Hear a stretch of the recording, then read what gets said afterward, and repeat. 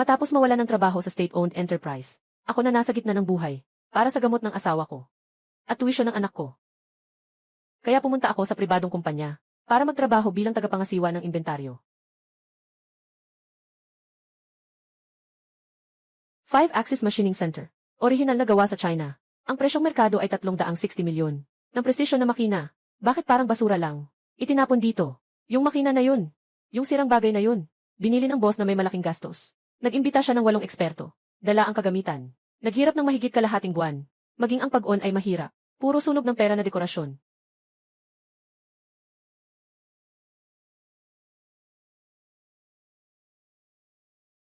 Dalawampung taon na. Itong bagay na ito, kaya kong ayusin. Laoli, nababaliw ka na. Hindi ito imbakan ng mga kalakal. Agad na dalhin ang mga kalakal. Huwag dito. Manghimasok. Ay naku. Talagang kaya kong ayusin. Ikaw. Si Li Jianjun, di ba? Sabi ng EC na ikaw ay dati sa isang state-owned enterprise na nagbabantay sa bodega. Ako ay isang certified na senior technician. Senior technician. Ay, tingnan mo ang itsura mong mahirap. Siguro nagbabantay ka lang sa warehouse sa state-owned company para masira ang ulo mo. Akala niya siya na ang master. Senior engineer. Tapos pumunta dito para maging warehouse manager namin. Guro Lee. Anong biruan yan? Medyo malaki ang pagkakabukas, di ba? Hindi ako nagbibiro. Totoo ang sinasabi ko. Hindi kayang ayusin ng iba ang makinang ito. Pero kaya kong ayusin ito. Dito sa pabrika ko. May 20 inhinyero. Gumastos pa ako ng 500,000 yuan. Humingi kami ng tulong sa 8 eksperto at profesional. Walang isa sa kanila ang nagsabi na kaya nilang ayusin. Ikaw lang. Kaka-assign lang na 3 araw na tagapangasiwa ng inventaryo.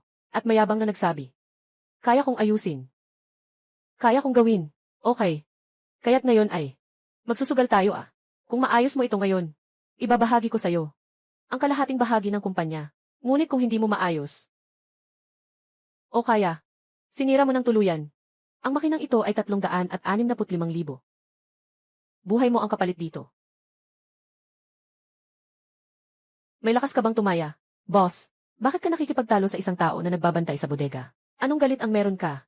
Li Jianjun, magmadali, umalis ka na. Ikaw lang ang nagbabantay sa warehouse. At gusto pang manghimasok sa trabaho ng senior engineer. Gusto mo ng pera. Sira na ang ulo mo. Laoli. Magtrabaho tayo ng maayos. Kumita ka na lang. Hindi natin kayang laruin ang pustahan na ito. Mabilis, sumunod ka. Mabilis, humingi ka ng tawad sa boss. Tungkol dito. Sige na. Tama na ah. Ang asawa ay matagal nang umiinom ng gamot. Matagal nang naubos ang ipon sa bahay. Kaka-enroll lang ng anak sa kolehiyo. At ito ang panahon na kailangan ng pera.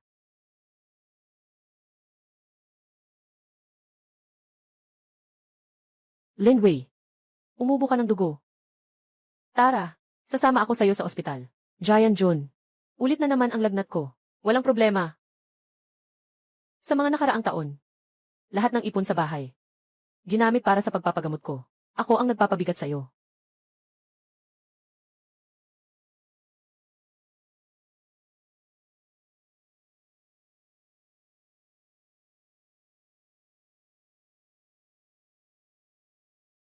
Ayoko nang mag-aral. Gusto kong pumunta sa trabaho.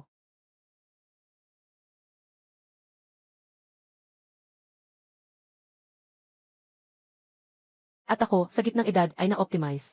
Maliban sa kaunting kasanayan, wala nang iba. Ito ay ang huli kong pagkakataon. May lakas ng loob ka ba? Maging tapat ka na. Sige lang.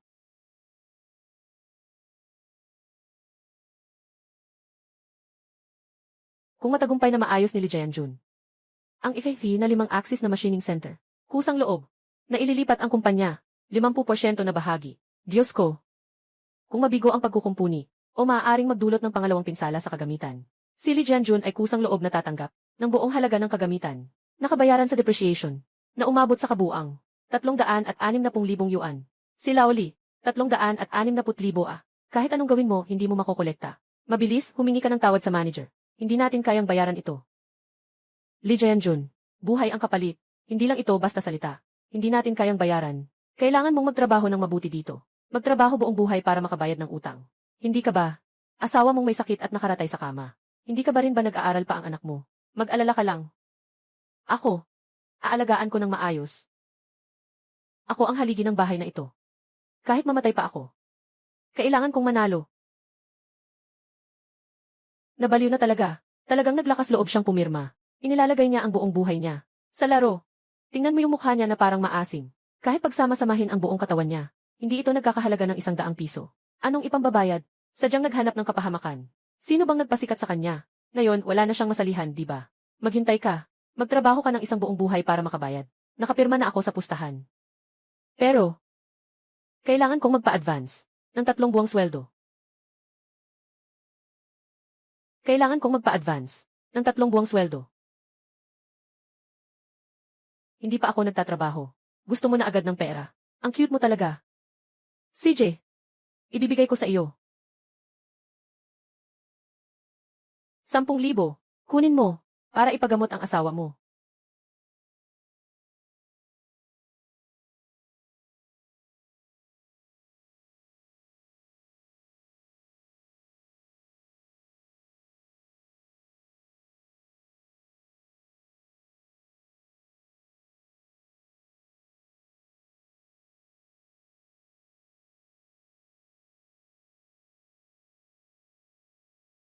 Ngayon, akin na ito.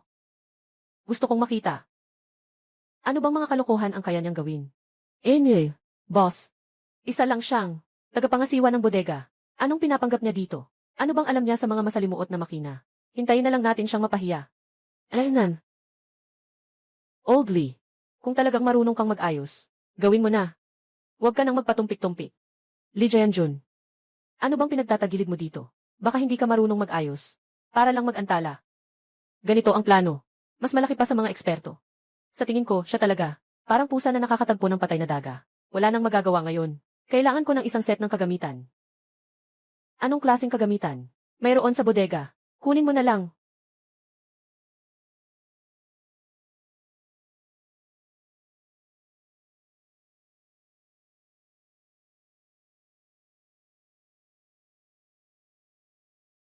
Ano bang sinasabi niya? Wika ng ibon.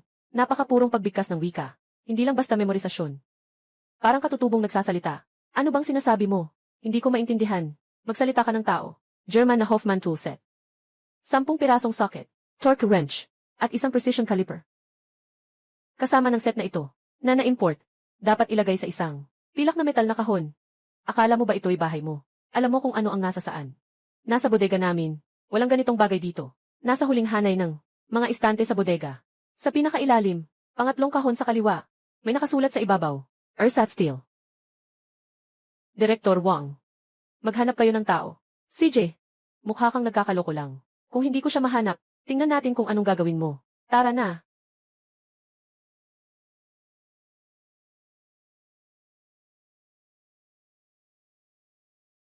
Boss, talagang nahanap na. Kasing-kasing sinabi niya.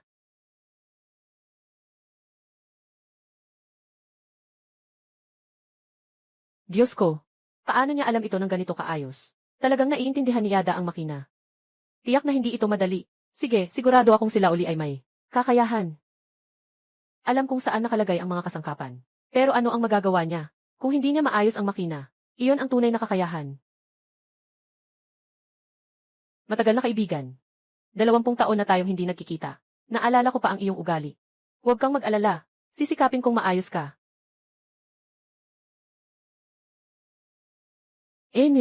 Nagpapanggap ka lang. Akala mo ba'y ikaw ay isang Diyos ng medisina? Madaling marinig at malaman ang problema. Iyan ay, kaya maraming eksperto, na may mga maselang kagamitan. Hindi pa rin nila mahanap, basta nakikinig lang siya. Kaya niyang malaman, para bang isang panaginip na hindi totoo.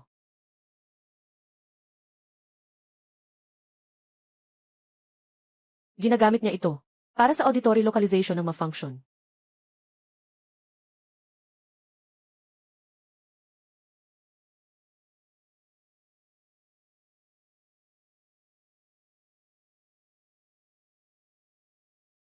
Kumusta?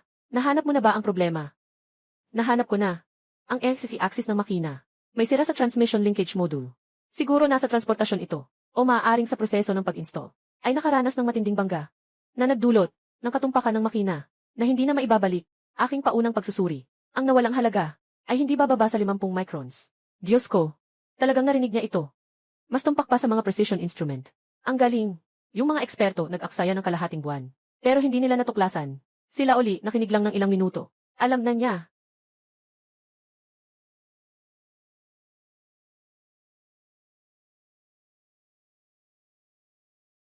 Ito ang diagnosis na inilabas ng siyam na eksperto noon. Na magkakasama. Ang konklusyon nila ay, ang pangunahing chip ay nasunog dahil sa sobrang load. Sira ang driver circuit board. Inirerekomenda nilang palitan ang buong motherboard at ang servo system. Nagkamali sila. Paano mo natitiyak? Ito, ngunit ito ay mula sa ulat ng 8 eksperto. Ang bolt na ito ay nakalibrate ng pahalang sa oras ng paggawa. Isa sa mga reference bolt. Ang torque nito may mahigpit na regulasyon. Sa positive at negative na error, hindi dapat lumampas sa 0.1 Newton meter. Mali ang torque nitong bolt. May bakas ng second tightening. At saka, hawak niya ay amateur. Ito nga, ang nagwasak sa balancing tension. Noong lumabas ito, na naging sanhi ng pagkawala ng katumpakan. Tungkol naman sa alarma ng circuit. Ito ay dahil sa labis na karga ng motor. Sabi walang katibayan. Hindi mo ba sinabi na marunong kang mag-ayos? Kaya simulan mo na. Wala akong pakialam kung narinig mo. O nadama mo lang. Ako. Basta ang mahalaga ay ang resulta. Ayos.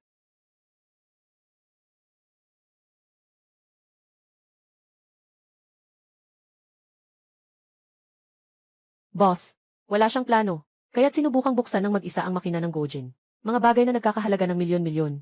Nasira. Ito ang mga bagay na hindi pwedeng hawakan ng kahit sino, kahit eksperto. Matigas na bakal. Boss. Hindi mo siya dapat hayaan na basta-basta magbukas. Tingnan niyo ang kanyang kamay. Ang kanyang lakas. Mga galaw. Ito ay pinadalisay sa pamamagitan ng maraming pagsasanay. Memorya ng kalamnan. Ito ay lampas na sa teknikal. Ito ay halos antas ng sining. Tanging ang mga taong nakakaintindi sa makina ang magkakaroon ng ganitong antas. Isang tagapangasiwa ng bodega. Paano siya magiging pamilyar sa ganitong mataas na mga produktong lokal? Nang ganito.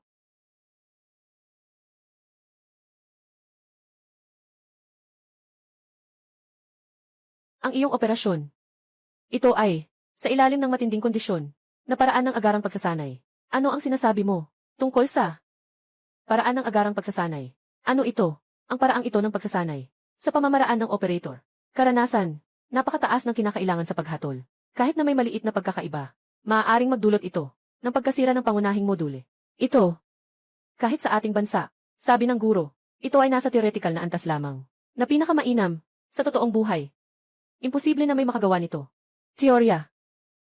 20 taon na ang nakalipas. Sa Hanluway.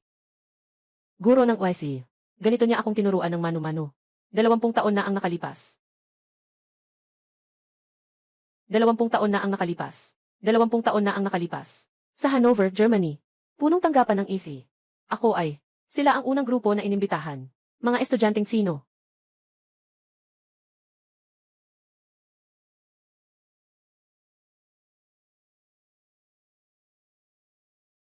Lee.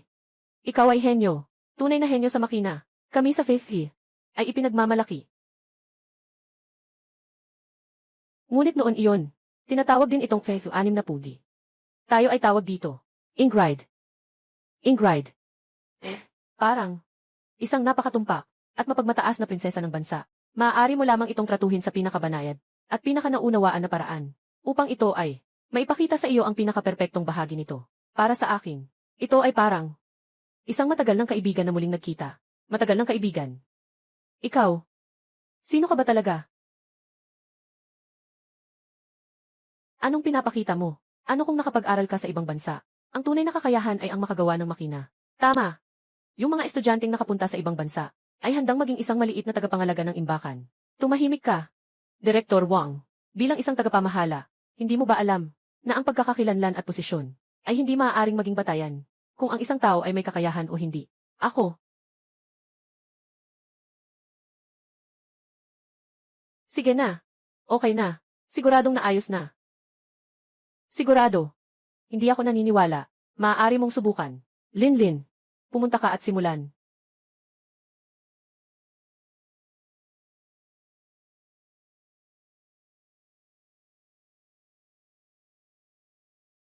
Tapos.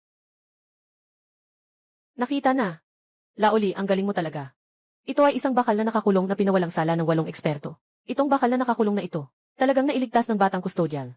Na ito, sobrang hindi ka panipaniwala. Ito, talagang nailigtas niya ito. 65 koneksyon pabalik sa 0-30-20 baril na imbakan. Numero ng baril, ang unahing spindle. Numero ng baril, estado 100-200-170.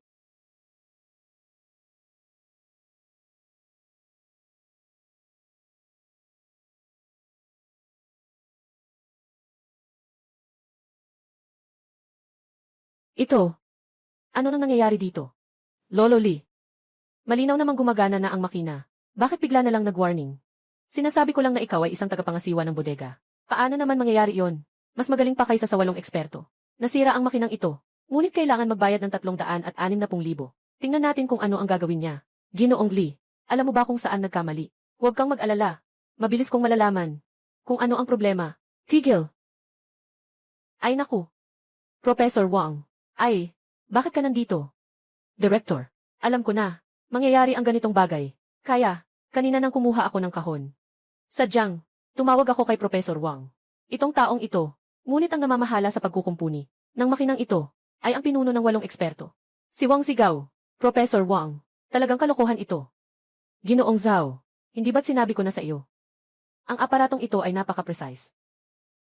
Anumang paghawak ng hindi profesional ay maaaring magdulot ng nakapipinsalang resulta. Paano mo maaring payagan ang isang manggagawa? Nahawakan ang aking pasyente. Professor Wang, ako. Ay naku. Sige, tignan mo na ngayon.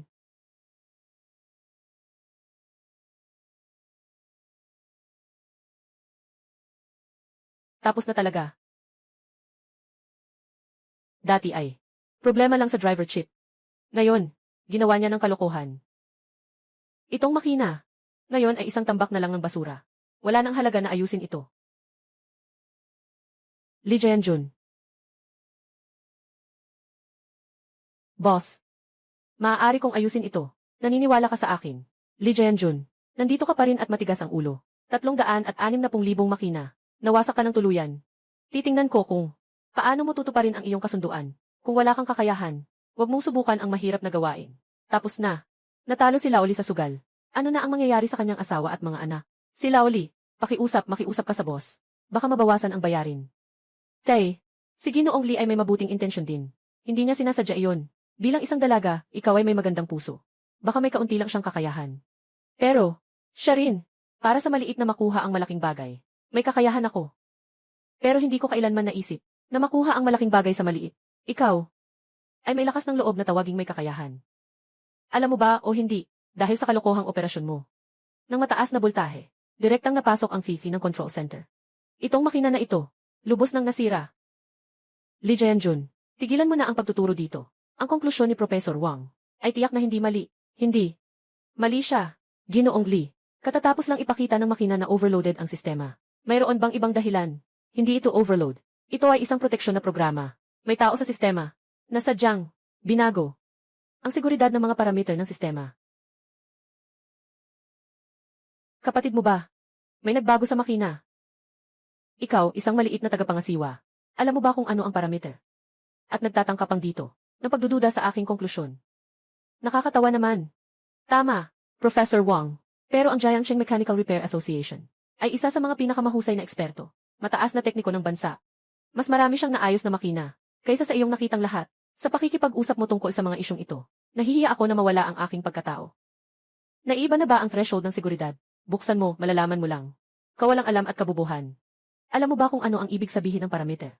Kung gusto mong pumasok sa likod ng makina na ito at baguhin ang parameter, alam mo ba kung gano'n ang kalaking pahintulot ang kailangan?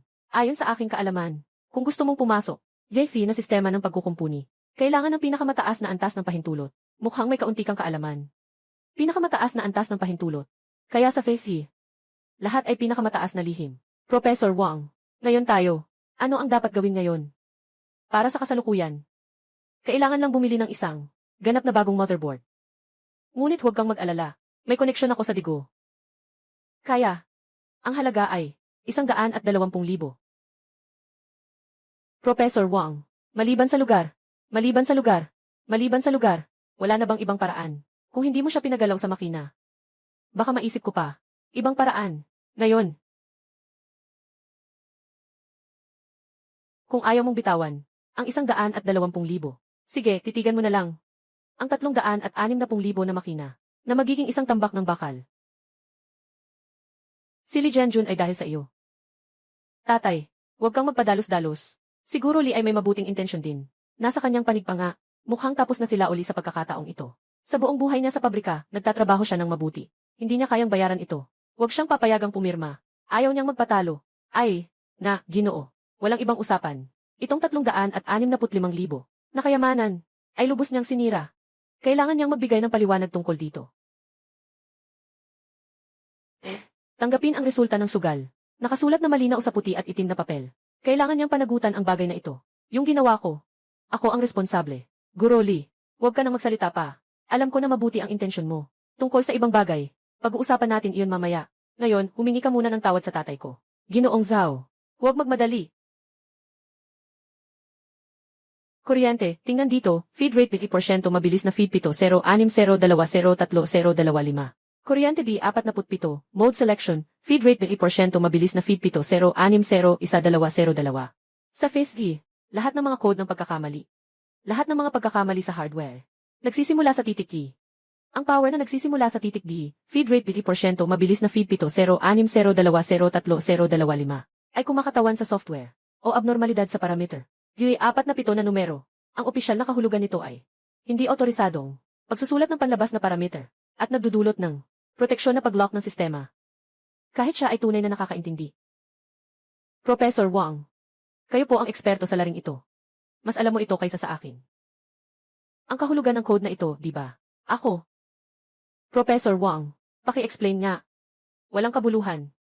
Nag-aaral ako ng safety system sa loob ng mahigit 10 taon. Hindi pa ako nakakita ng ganito. 47 na code. Sadyang nag-imbento siya dito. Naghihintay ng oras. Talaga ba? Ayan, Gil. Zhao, maaari mo ba akong tulungan? Sabi ni Ginoong Li. Maghanap ng isang laptop. Gamitin ang data cable nito. Ikonekta sa maintenance port ng makina. Anong balak mong gawin pa?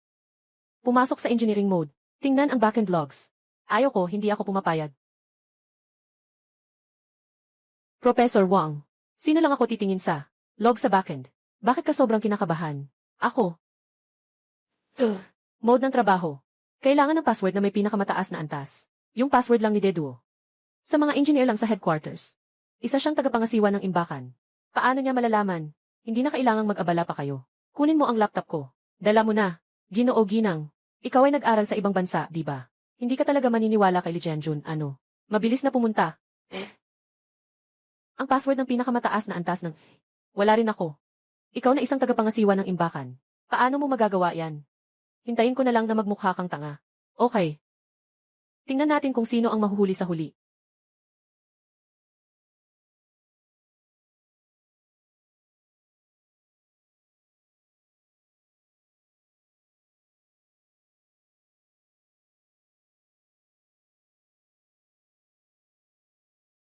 Buksan ang super terminal. I-set ang baud rate sa 115,200. 8 data bit. Isang stop bit. Walang parity. Ginoong Li, kailangan nang ilagay ang password. Yung password ay nasa headquarters ng Digulang, na mayroon ang mga engineer.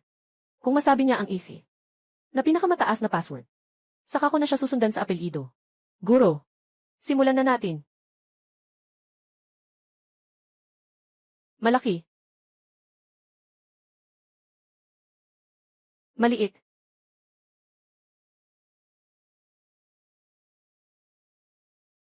Kawalo.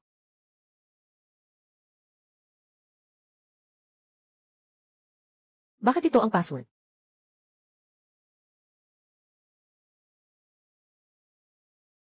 Bakit ito ang password? Alam mo rin ang password na ito.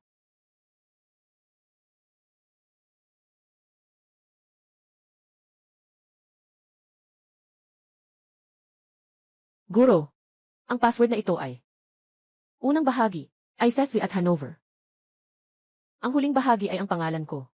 At ang 1,978 ay taon nang pumasok ako sa FISG. Guro, naalala ko na. Ito ay disenyo ng iyong matalinong nakatatandang kapatid. Isang theoretical na konsepto lamang. na hindi kailanman pinapayagang gamitin. Code ng Diyos. Ikaw ang aking guro, sabi ni Professor Claus. Ang aking henyo na nakatatandang kapatid na guro. Kung ganun, pareho tayong nag-aral sa iisang guro. Linlin, anong nangyari dito? Tatay, may pag-asa na. Talagang may pag-asa na tayo. Siguro Lee, siya ang aking nakatatandang kapatid na guro. Siya ang aking guro, ang pinakahinahangaan kong tao. Sabi niya kung makakapasok, tiyak na makakapasok. Totoo yan. Impossible. Walang makakapagbukas ng engineering mode nang walang pahintulot mula sa FIFI. Hindi maaaring. Pero ang aking senior brother, siguradong magagawa niya. Tatay, tingnan mo. Totoo ngang pumasok na. Director. Ito, talaga siyang may pinakamataas na password ng FIFI. Impossible. Na mabuksan ang backend niyan.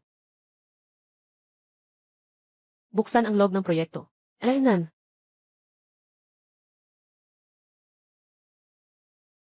Tingnan mo dito. Kagabi lang nangyari. 15 minuto. Isang gay address. Ang pumasok sa backend system. Itinaas ang pangunahing boltahe.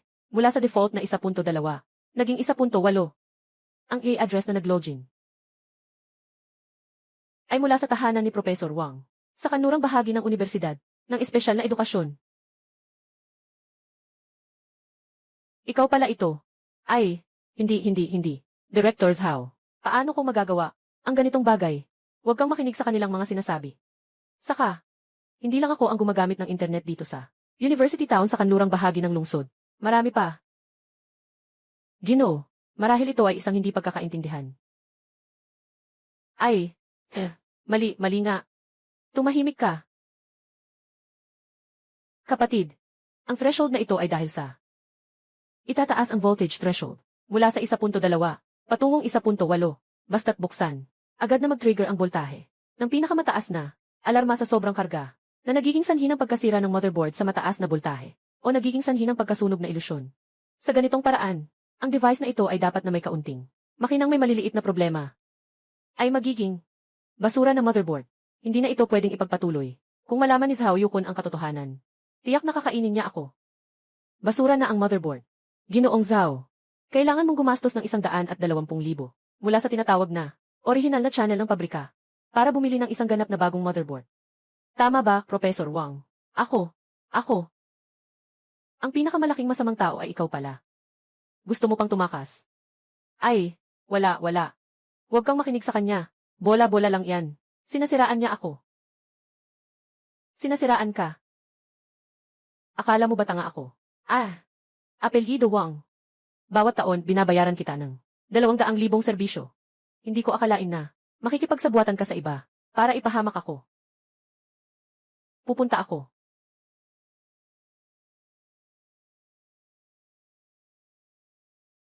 Ginoong Zhao, pakinggan mo ako, ipapaliwanag ko. Lahat ito ay isang hindi pagkakaintindihan. Ako ang nagdulot ng hindi pagkakaintindihan. Saktan mo ako ng todo. Mahal, sana'y hindi kita pinagkatiwalaan ng labis. Ganito mo kami niloko. Karaniwan, umaasa sa iyong katayuan bilang guro. Sa mga manggagawa tulad namin, na pinapagalitan, matagal na akong hindi ka gusto. Tama, suntukin. Wag na. Tatay, hindi na pwedeng magpatuloy. Kung magpapatuloy pa, may mamamatay. Tigil. Hintayin mo akong bumalik. Babalikan kita. Ginoong Lee. Guro Lee. Ay naku. Master Lee. Kanina lang ay nagmadali ako. Nagsalita ako ng hindi maganda sa inyo. Kayo po ay isang taong matanda, hindi na po natin papansinin ang mali ng maliit. Huwag na lang po nating pag-usapan. Master Lee, humihingi rin ako ng tawad sa iyo. Noong nakaraan, ako ang naka-offend sa iyo. Talagang pasensya na. Ginoong Lee, mali ang aking paghusga sa tao. Huwag mo akong gawing batayan. Hindi alam, hindi na tayo magagalit. Tayo. Unang ayusin muna natin ang makina. Pasensya na, Master Lee. A-adjust natin si Wang Zigaw. Tingnan natin kung maayos ang mga parameter niya. Kapatid, CJ.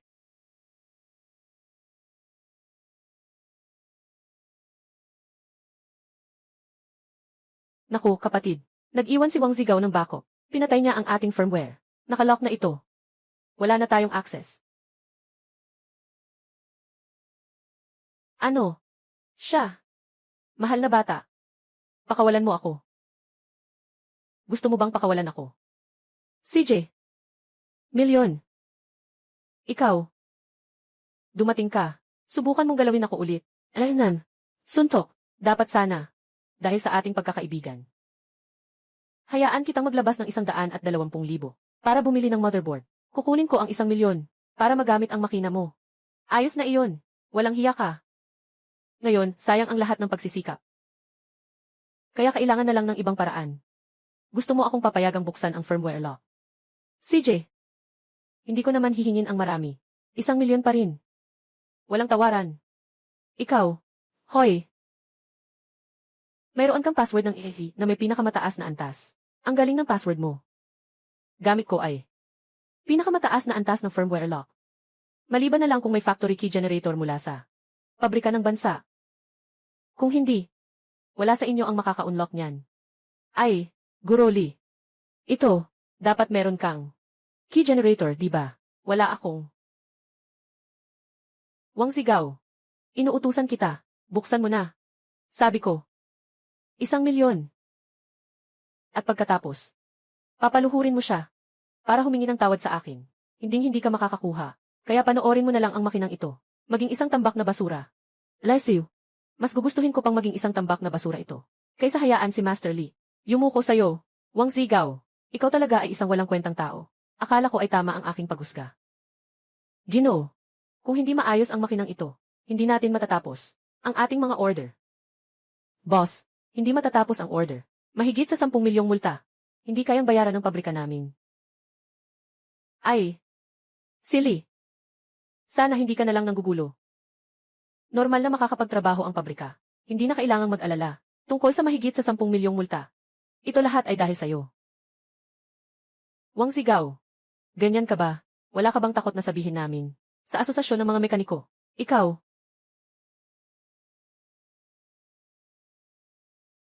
Akala ko ba magaling ka? Hindi ba't gusto mong maging tagapagligtas? Pumarito, lumuhod, humingi sa akin.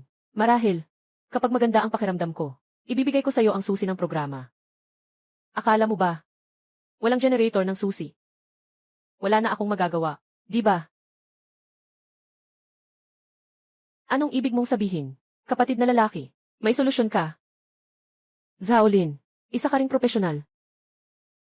Dapat mong alam, walang generator ng susi. Kahit pa dumating si Hari ng Langit, hindi nila ma-unlock ang firmware lock. Naniniwala ako sa aking senior. Ipapadala niya ako sa counter sa elektronikong pamilihan para bumili ng isang Arduino Uno development board. Arduino, hindi yan pang elementary students at para sa mga hobbyists. Pinakapayak na microcontroller. Development board ba? Siyempre nagamit ko na. Pabili mo na lang ako ng mas magandang soldering iron. Isang rolyo, 0.2 mm na solder wire, at ilang piraso ng DuPont wire. Ang mga ito ay mga karaniwang bagay. Ano ang balak mong gawin dito? Kapatid na guro, ito ay para sa FEVI na makina. Upang magsulat ng isang low-level driver, gumamit ng external system, upang malampasan ang firmware lock ni Wang Zigaw. Impossible. Theoretical lamang ito. Walang sinuman sa ngayon ang makakagawa nito. Linlin. Mahirap ba ito? Papa. Para kang ganito. Gamit ang isang laruan na nagkakahalaga lang ng ilang pence para i-decrypt ang Taiwan na nagkakahalaga ng milyon-milyong sa mga pangunahing bahagi ng pambansang industriya. Na makina. Ginoo. Hindi na ito teknikal na problema. Mukhang masyadong sife ito. Bilis, naniniwala ako sa aking nakatatandang kasama. Kaya niyang lumikha ng mga himala. Ayos, ako na ang pupunta. Kababawan. Kung kaya mong, i-bypass ang firmware lock ko. Sige, magiging apelyido ko sa'yo. Wala akong anak na katulad mo, na walang moral na hangganan. Ikaw. Sige na. Kailangan kong tanggalin ang circuit board. Wala akong oras para makipagtalo sa iyo dito.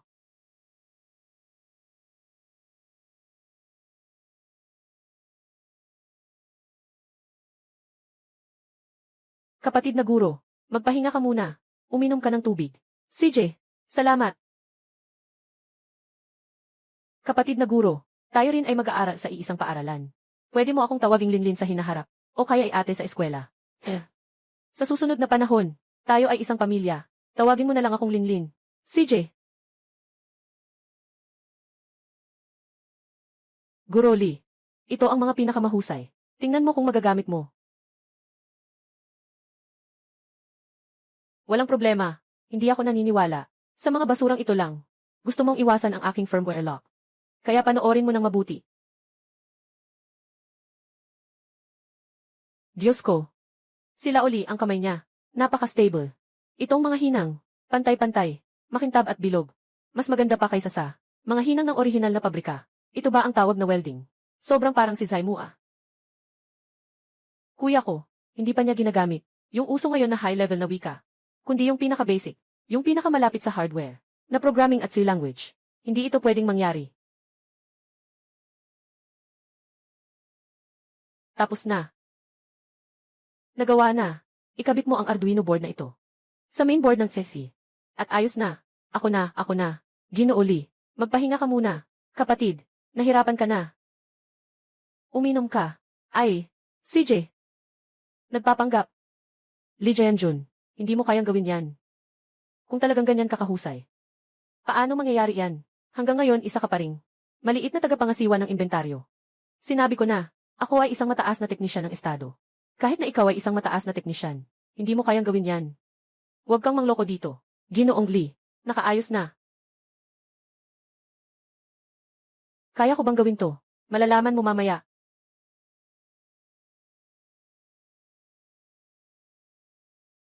Panatilihin ang pagpasok, biglang huminto. Nakaayos na. Talagang naayos na. Ang galing naman. Yung makina. Sa wakas, gumagana na ng maayos. Ang husay. Ang galing ni Master Lee. Si Old Lee talaga ang galing. Kapatid na nakakatanda, lumikha ka ng himala. Impossible. Paano niya nagawa iyon? Gumamit lang siya ng isa. Ilang daang pisong software hack. At nagtagumpay, na malampasan ang firmware lock na itinakda ko. At na-enable ang makinang ito. Ito ay tiyak na imposibleng mangyari. Hahaha. Wang sigaw. Ano na ngayon? Meron ka pang masasabi? Mali. Tiyak na may problema ito. Ito ay unang hakbang lamang. Sa mga susunod na operasyon, siguradong magkakaroon ng problema. Kayo, huwag kayong masyadong magalak ng maaga. Tama ang sinasabi mo. Kung ito ay asno o kabayo, kailangan itong ilabas at subukan. Hindi na ito maayos. Imposible na.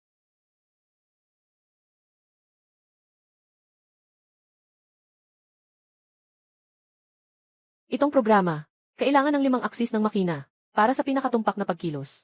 Ito ang tunay na pagsubok sa kakayahan ng makina. Sa pinakamatinding antas, siguradong magkakaproblema. Hindi niya ito maayos ng mabuti. Impossible. Tumahimik ka.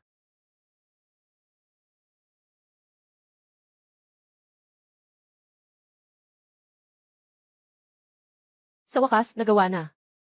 Nagtagumpay. Ayan, Gil. Zhao, subukan mong sukatin ang katumpakan. Ayos.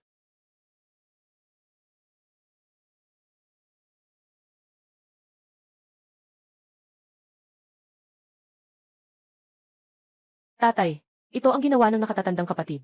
Ay may pinakamataas na katumpakan. Umabot sa 3 microns. Mas mataas kaysa sa nakasaad na 5 microns. Nakatumpakan sa pabrika. Napakaganda. Himala. Talagang himala. Ginoong Lee, hindi lang niya naayos ang makina, kundi ginamit din ang kanyang kahangahangang pagsasaayos upang ang pagganap ng makinang ito ay umabot sa rurok. Director, ang galing-galing niya.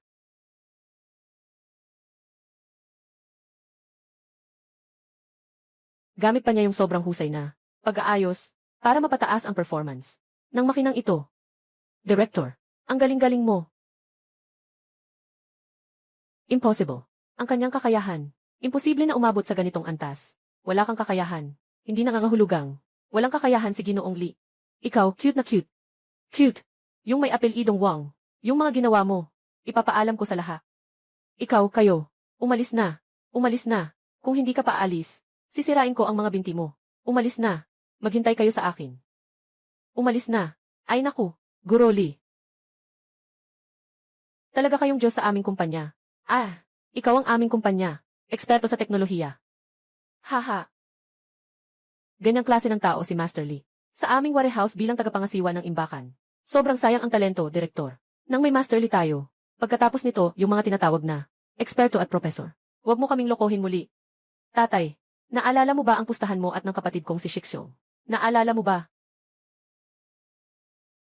Ang iyong ama ay isang taong mandaraya. Ginoong Lee. Ako si Zhao Yukun. Sang-ayon sa salita. Ang kalahating bahagi ng kumpanya. Simula ngayon, ikaw na ang sayo. Sa hinaharap, ikaw na ang aking kasosyo. Hahaha. Hindi ko inakalang. Ang boss ay talagang tumutupad sa kanyang salita. Si Laoli ay isang naluging. Nagtapos na tagapangasiwa. Sa isang iglap, naging may-ari na siya ng milyon-milyong halaga. Sobrang naiinggit ako. Wala ring silbi ang inggit mo. May kakayahan ka ba? Tama yan. Kapatid, mula ngayon pamilya na tayo. Sana'y magtulungan tayo sa hinaharap. Pumunta. Agad na gawin. Ang kontrata ng paglipat ng bahagi. Ito ay mula sa boss. Sandali. Ginoong Lee, ano ito? Ayaw ko na ng bahagi. Pumunta. Agad na gumawa ng kontrata sa paglipat ng bahagi. Opo, boss. Sandali. Guro Lee, ayaw ko na sa shares. Ayoko na. Lolo Lee, huwag kang magpaloko. Yung sakit ng asawa mo, kailangan ng pera para mapanatili. Lolo Lee, at yung anak mong babae na nag-aaral. Saan ba hindi kailangan ng pera? Tama, tama, tama. Ano ang ibig mong sabihin? Ang ating pustahan, hindi ba nakasulat ng malinaw? Ito, ang bahagi ay iyo. Bakit mo ito tatanggihan? Hindi naman siguro ayaw ni Ginoong Lee, dahil sa sobrang kaunting bahagi. Kaya't gusto na lang maghanap ng iba. Siyempre ganun nga, si Ginoong Lee ganitong talento. Matagal lang nagtrabaho sa aming bodega, bilang tagapangasiwa ng imbakan. Nawala ang talento namin. At saka, ang maliit na pabrika namin, ay mukhang hindi siya mananatili dito. Tama nga.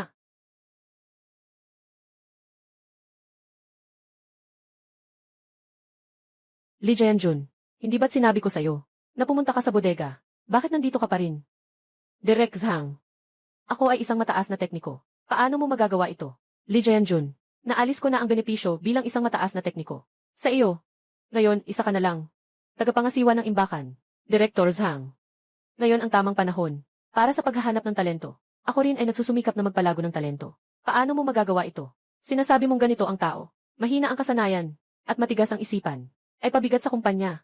Anong uri ng talento ang maitataguyod? Magtakbo ka na at ipasa ang posisyon. Pareho ang hirap na ibinuhos para sa pabrika. Ang nakuha ay ganap na magkaiba. Pareho ang hirap na ibinuhos para sa pabrika. Ang nakuha. Ngunit ito ay ganap na iba. Kapatid. Noon, hindi namin alam ng tatay ko ang tungkol sa inyo. Kakayahan. Pasensya na kung kayo ay nahirapan. Kung galit pa rin kayo, humihingi ako ng tawad sa inyo para sa tatay ko. Tinitiyak ko na hindi na mangyayari ito. Muli, Ginoong Lee, humihingi rin ako ng tawad sa inyo. Ako ay nagkamali sa hindi pagkakaalam sa inyong halaga. Ginoong Lee, ang bahagi na ito, hindi ko na kayang dagdagan pa. Ngunit, bawat taon, maaari akong magbigay sa iyo ng karagdagang 2 milyon. Ganun. Tingnan mo kung okay lang. Ginoong Zhao. Hindi ko ibig sabihin iyon. Naiintindihan ninyong lahat ng mali. At kayo, ako rin. Malapit na akong mag-50 taon. Walang silbi ang maraming pera. Itong 50% ng bahagi. Ako. 1% lang ng teknikal na bahagi. Gamit ang equity. Anong sa tingin mo, kuya? Sobrang nakakaawa ka na niyan. Huwag kang mag-alala. May isa pa akong kondisyon. Guro Lee, sabi mo, umaasa ako na makakapagtatag ang kumpanya ng isang independenteng departamento ng pananaliksik at pag-unlad. Na ako, ang magiging pinuno nito. Ay naku, walang problema. Walang problema talaga. Yung departamento ng pananaliksik at pag-develop ng teknolohiya. Maliban sa inyo, walang ibang tao na karapat-dapat na maging leader. Sa EUC ng Departamento ng Teknolohiya, sa finance, sa proyekto, ako ang buong responsable. Gusto ko na ang mga may kakayahan, na may kaalaman sa teknolohiya, at handang mag-aral ng mga kaibigan, ay magkaroon ng sapat na makakain, na makakatayo ng tuwid, at may respeto mula sa iba. Gusto ko na ang mga may kakayahan, na may kaalaman sa teknolohiya, at handang magsikap ng mga kaibigan, ay magkaroon ng sapat na kabuhayan, at makapagpakatatag, at maging kagalang-galang. Na mga nakatatanda, suportado kita, sa pabrika na pinapasukan ko dati. Yung direktor na yun, dahil lampas na ako sa edad na 40, para lang mapagbigyan yung, hindi mapakinabangan niyang pamangkin. Kaya, hindi nagsisikap. Ang hindi makasabay sa panahon ay isang paratang, na nagdulot sa akin ng pagbabago. Sobrang labis na sila, ang dahilan kung bakit gusto kong itayo ito, na Departamento ng Pananaliksik sa Teknolohiya, ay para mapanatili, ang mga naiwang tao, ng ganitong magulong panahon, yung karangalan at tradisyon ng isang artisan. Ay ang kanilang pamana at dangal. Hindi lang dahil sa edad nila. Ngunit hindi ibig sabihin na ang kanilang kasanayan ay dapat iwanan ng panahon. Guro Lee. Ako si Zhao Yukon. Naiintindihan ko.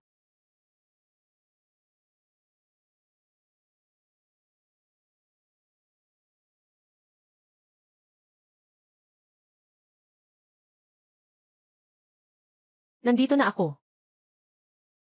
Asawa. Hindi ko ba sinabi sa'yo? Kung tapos na ang pagkain, kumain ka na. Walang problema, huwag kang maghintay sa akin. Walang anuman. Katatapos ko lang din. Kain na tayo. Pagod ka na sa labas buong araw. CJ, umupo ka. Asawa. Tingnan mo ito, ano ito? Bakit ang daming pera? Ito ay gantimpala ni Guang Li sa akin. Sa hinaharap, ako ang pinuno ng teknikal na departamento sa pabrika ng kumpanya na may 10% ng teknikal na bahagi ng kumpanya. Napakabuti. Kung alam ito ng anak na babae, tiyak na ipagmamalaki ka niya. Asawa. Bukas dadalhin kita sa ospital. Gagamit ako ng pinakamahusay na targeted na gamot para tuluyang gumaling ang sakit mo. Maghihintay din tayo na makapagtapos ang anak nating babae, magpapakasal at magkaanak. Sundin ko ang lahat ng sinasabi mo. Huwag kang umiyak. Nandito pa ang magagandang araw natin. Nasa likod pa nila. Ayos.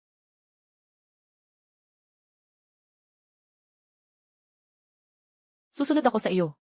Huwag kang umiyak. Ang ating magagandang araw. Nasa likod pa yan. CJ. Magandang umaga, Ginoong Lee. Magandang araw, Ginoong Lee. Ng trabaho. Kumusta? Katatapos lang makipag-usap sa akin si Ginoong Lee. Sobrang approachable niya. Madali lang para sa kanya. Naayos niya ang maraming makina, na hindi naayos ng mga eksperto. Naayos niya lahat. Talagang isang hidden gem siya. Isang malaking tao.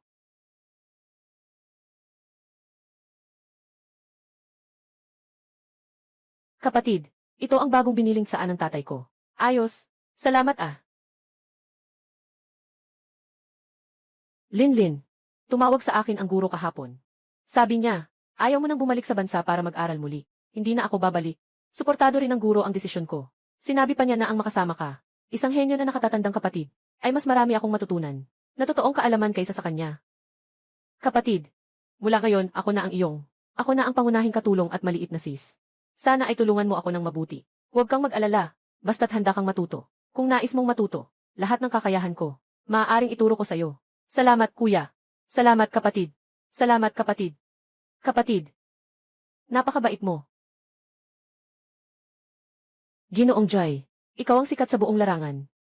Isang Diyos ng teknolohiya. Gusto ko ring matuto mula sa iyo sa hinaharap. Ako ay isang teknisyan. Ano bang klaseng teknikal na Diyos ako? Ligong, yung dati mong pinagtatrabahuhan na Zhenhua Machinery. Ngayon, naging biro na lang sa loob ng grupo. Zhenhua Machinery. Mahal na mahal. Ang makinang ito, gaano katagal na kayong nag-aayos? Bakit hindi pa rin umabot sa pamantayan ang katumpakan? Ginoong tagapangasiwa. Ito, ang teknisyan na ipinadala ng tagagawa, ay hindi makagawa ng solusyon. Ano pa ang magagawa namin? Walang magawa. Hanapan niyo ako ng paraan. Kung hindi, bakit ko kayo pinapakain? Sinasabi ko sa inyo, kung hindi pa ito maayos, mawawala ng oras sa order. Lahat ng bonus niyong lahat, walang makakakuha nito. Walang magagawa. Mag-isip kayo ng paraan. Kung hindi, bakit ko kayo pinapakain? Sinasabi ko sa inyo, kung hindi pa rin maayos, mabibitin ang order. Hindi ninyo makukuha ang mga bonus ninyo. Huwag kayong umaasa. Kapatid na senior, kalimutan na ang mga nakaraan. Yung nagtanggal sa'yo noon ay isang taong palaging pabor sa iba, na umaakyat sa balikat ng iba, para umangat. Ang mga ganitong tao ay hindi karapat-dapat alalahanin. Sige na, nasa nakaraan na ang lahat. Dahil nandito na tayo, magmadali tayong pag-usapan ang mga lumang kagamitan at ang plano para sa teknikal na pag-upgrade. Ginoong Lee, dati may lumapit sa'yo na mga dating katrabaho mo sa Zhenhua Machinery, mga katrabaho sa Zhenhua. Jianjun iba na ang tingin sa'yo. Matagal-tagal na rin Ang ganda ng takbo ng buhay mo. Naging leader ka na. Kapatid na guro, siya yung sinabi mo kanina. Yung taong puro papuri lang. Director Zhang. Anong kailangan? Jianjun. Ganito ang nangyari. Kamakailan lang ay may dumating na Yijing Il, na bagong uri ng lokal na CX boring machine, na may ilang problema. Paano i-adjust ang katumpakan? Hindi rin ito umaabot sa mga kinakailangan. Ang teknisyan na ipinadala ng manufacturer ay nag-aksaya ng higit sa 1 linggo. Ngunit walang resulta. Tila ang order na ito ay malapit ng maantala. Jianjun. Tingnan mo, lahat ng mga katrabaho ay nagtagumpay na. Ngunit huwag kalimutan ang pinagmulan. Sakto lang ang oras. Agad na tumulong at tingnan ito. Para na rin matulungan si kuya. Zhang Dahay, sa tingin mo ba, na ang lahat ng ito ngayon, ay utang mo noon? na binigyan mo ako ng palugit.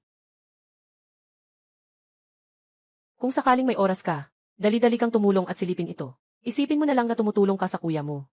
Zhang Dahai, sa tingin mo ba, ang lahat ngayon, ay biyayang ibinigay mo, noong pinatawad mo ako?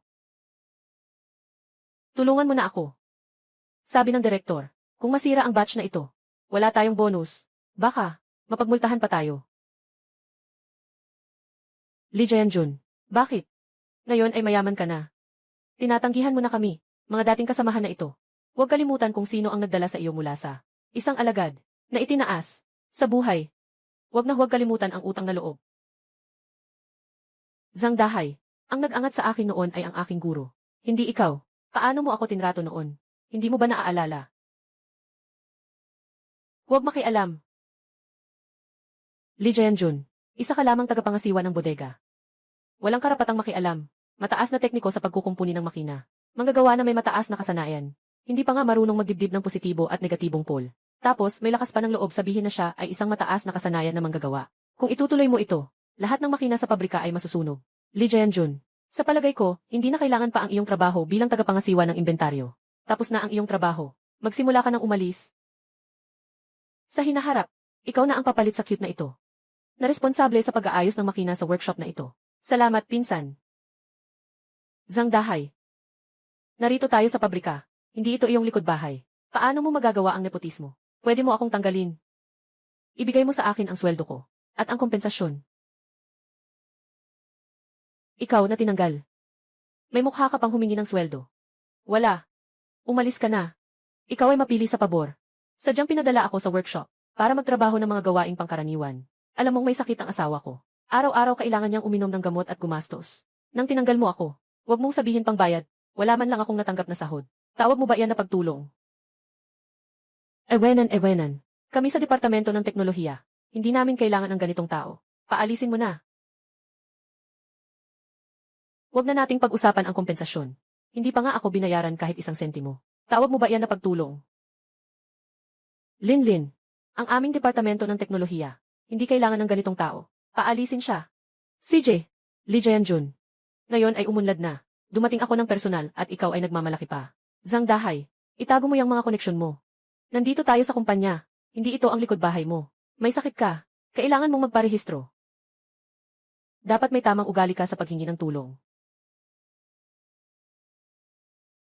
Anong gusto mong mangyari para makapag-ayos ng kagamitan? Jae-jun. Siyempre, nagtrabaho ka sa Zenhua ng mahigit 20 taon dahil sa ating nakaraan. Tulungan mo na ako. Maaari akong tumulong.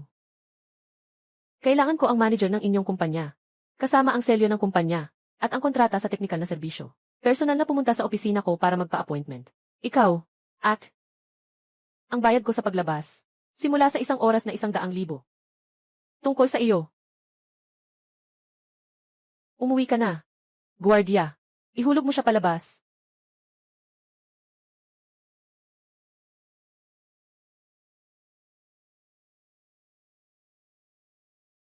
Di ba sinabihan kitang mag-anyaya ng tao?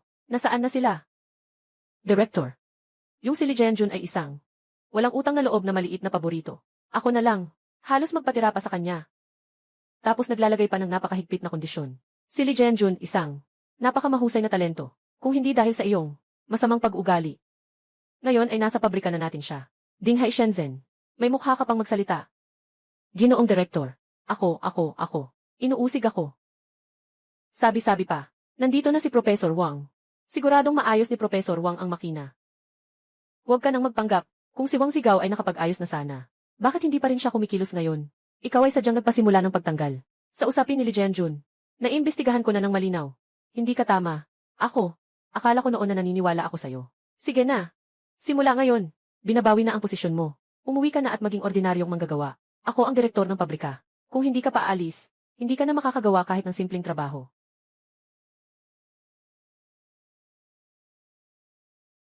Mukhang kailangan kong personal na pumunta para kausapin si Lee Jae-jun. Kung hindi pa rin aalis, hindi ka man lang makakagawa ng kahit simpleng trabaho.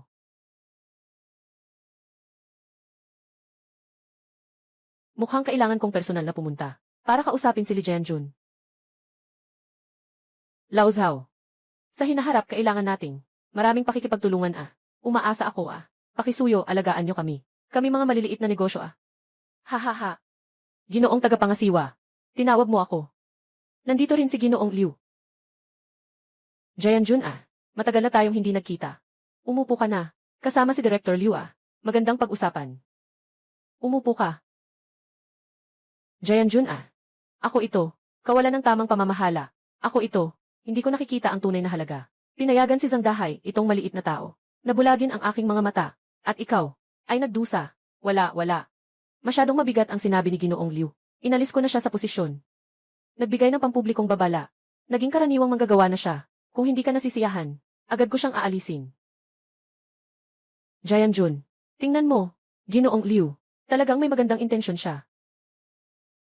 Sige na. Tungkol dito, ay ganito na lang. Talagang napakamahinahon ni Ginoong Li.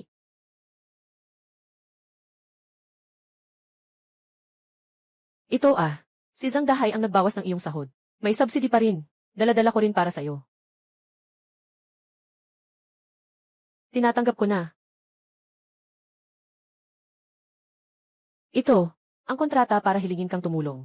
Bayad ay ayon sa pinakamataas na standard. 100,000 kada oras. Basta't matulungan mo kami. Lutasin ang problema. Maaari pang idagdag. Tingnan mo.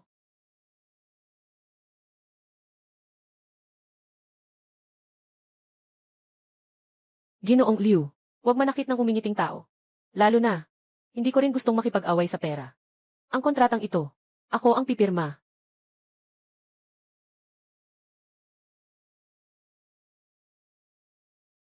Haha. CJ, maangga si Engineer Li. Bukas, nandito ako sa pabrika. Naghihintay sa inyo.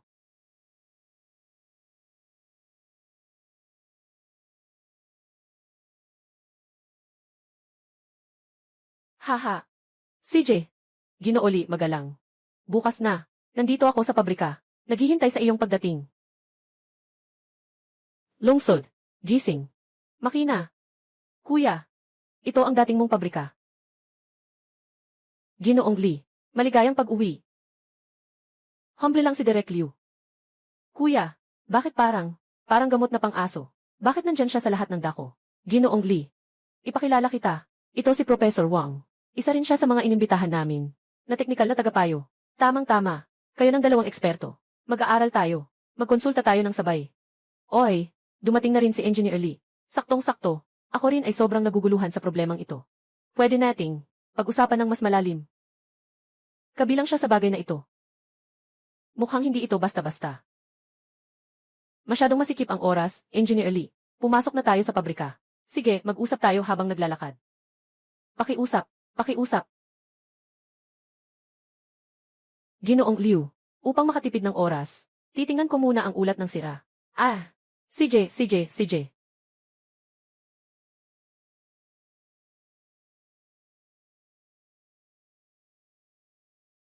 May problema sa bearing. Kailangan itong palitan ng buo. Imported na Dithiana top grade na bearing. Ito si Professor Wang at si Zhang Dahai. Ulat na isinagawa ng magkasama. Ang gastos ay hindi bababa sa 200,000. May problema sa bearing. Kailangan ng kabuuang pagpapalit. Imported na Dithiana mataas na kalidad na bearing. Ito ay ulat ni na Professor Wang at Zhang Dahai na isinagawa ng magkasama. Mga gastos na hindi bababa sa 200,000. Hindi niya mahahalata kung anong problema, di ba? Siyempre, mahahalata niya. Pero gusto ko lang na mahanap niya ang problema. Professor Wang, sinasabi mo na ang paraan para harapin si Li Jianjun ay sadyang maliin ang ulat ng pagsusuri. Magagawa ba ito? Siyempre. Sa pagkakaalam ko sa kanya, makikita niyang may problema. Siguradong gagawin agad ang pagbabago sa cooling system. At kami ay saktong nakahuli sa kanya. Nagpapalit ng kagamitan ng walang permiso. Sinisira ang orihinal na estruktura. At ibinabato ang lahat ng sisi sa kanya. Ano ang gagawin kung maayos niya ito? Kahit na maayos ang makina o hindi. Si Li Jianjun ay lumabag pa rin sa mga patakaran. Kung maayos, iyon ay dahil sa magandang gabay namin. Kung may problema, siya ang magiging scapegoat. Ang taas niya. Alam mo ba kung anong tawag dito? Sa paraan niya. Gamitin ko ang paraan niya. Matuto mula dito. Gagamitin ko ang paraan niya para talunin siya. Para muling mapahiya siya. Sana, maayos ang takbo ng plano natin. Huwag kang mag-alala. Nasa kontrol natin lahat. Tandaan mo to. Basta't siya, magsusubok na sirain ang makina. Kunin mo ng video.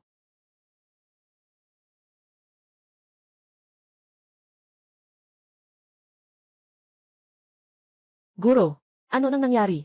Maliit na problema. Ibig sabihin, sa disenyo ng makina, may maliit na depekto. Kailangan lang, magdagdag ng isang unidirectional pressure valve. Masosolusyonan na ang problema. Bakit ito iba sa diagnostic report? Dahil, ito ay isang bitag. Maliit na problema. Ito ay isang maliit na depekto. Sa disenyo ng makina, kailangan lang maglagay ng isang one-way pressure valve. Masosolusyonan ang problema. Bakit ito iba sa diagnostic report? Dahil, ito ay isang bitag. Bitag. Alam ito ni Wang Zigao. Maaari kong makita kung ano ang problema. Alam niyang ako ay isang praktikal na tao. Gusto niyang ipasok ang mga pagbabago sa kagamitan.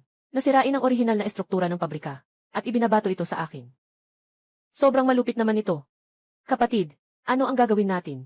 Kung gusto nilang maglaro, sama-sama tayong mag-enjoy. Anong balak mong gawin sa kanya? Sandali lang, makipagtulungan ka sa akin. Ginoong Liu. Tama nga, halos pareho sa nakasulat sa ulat. Biring ng pangunahing baras. May kakaibang tunog. Talagang may mata si Ginoong Li. Sa tingin ko, problema nga sa biring. Mas mababa ang kalidad ng mga lokal na biring. Kumpara sa mga imported. Tama ba? Alaynan. Mukhang. Kailangan ng palitan ang biring. At saka, kailangan palitan ng mga dekalidad na biring mula sa ibang bansa. Tama. Pinakamaganda ang iyong teknolohiya. Ang natitira ay sa iyo na ang abala. CJ.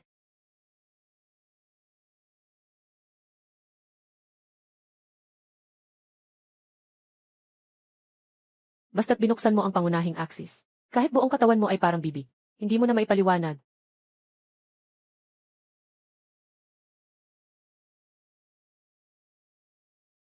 Basta't binuksan mo ang pangunahing axis. Kahit buong katawan mo ay parang bibig, hindi mo na maipaliwanag.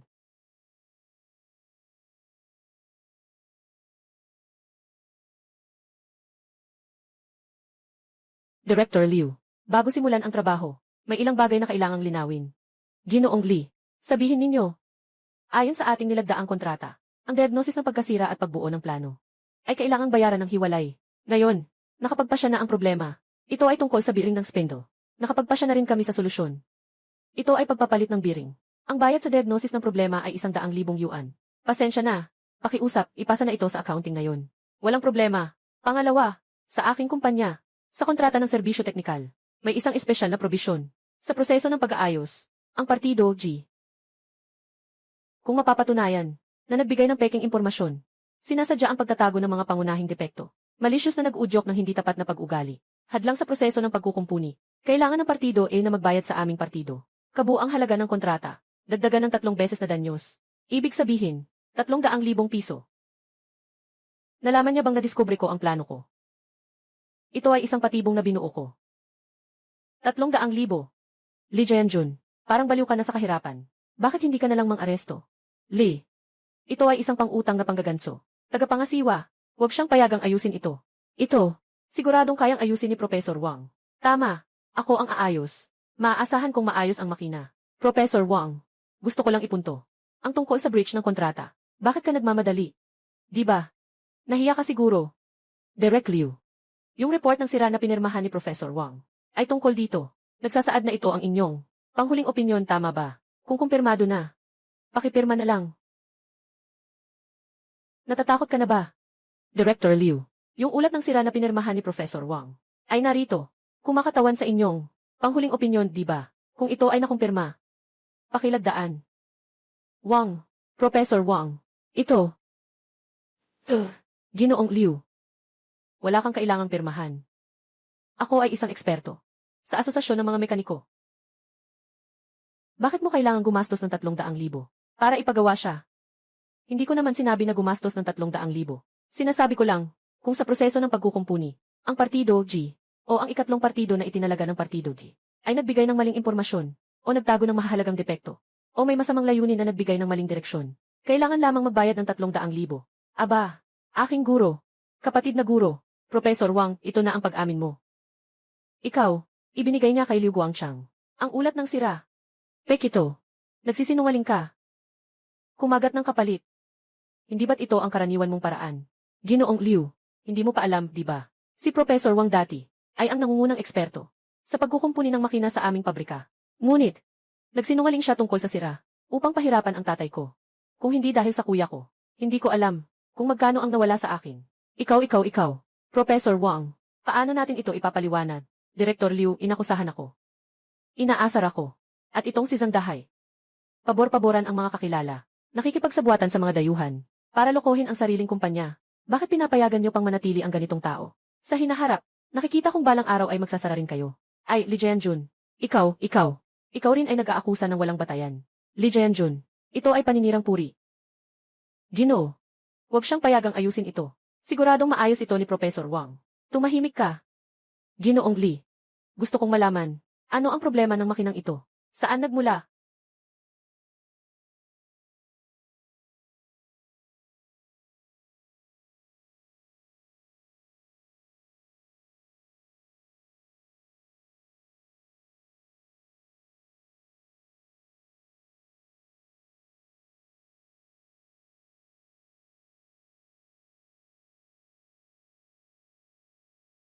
Tingnan mo, Liu Guangchang.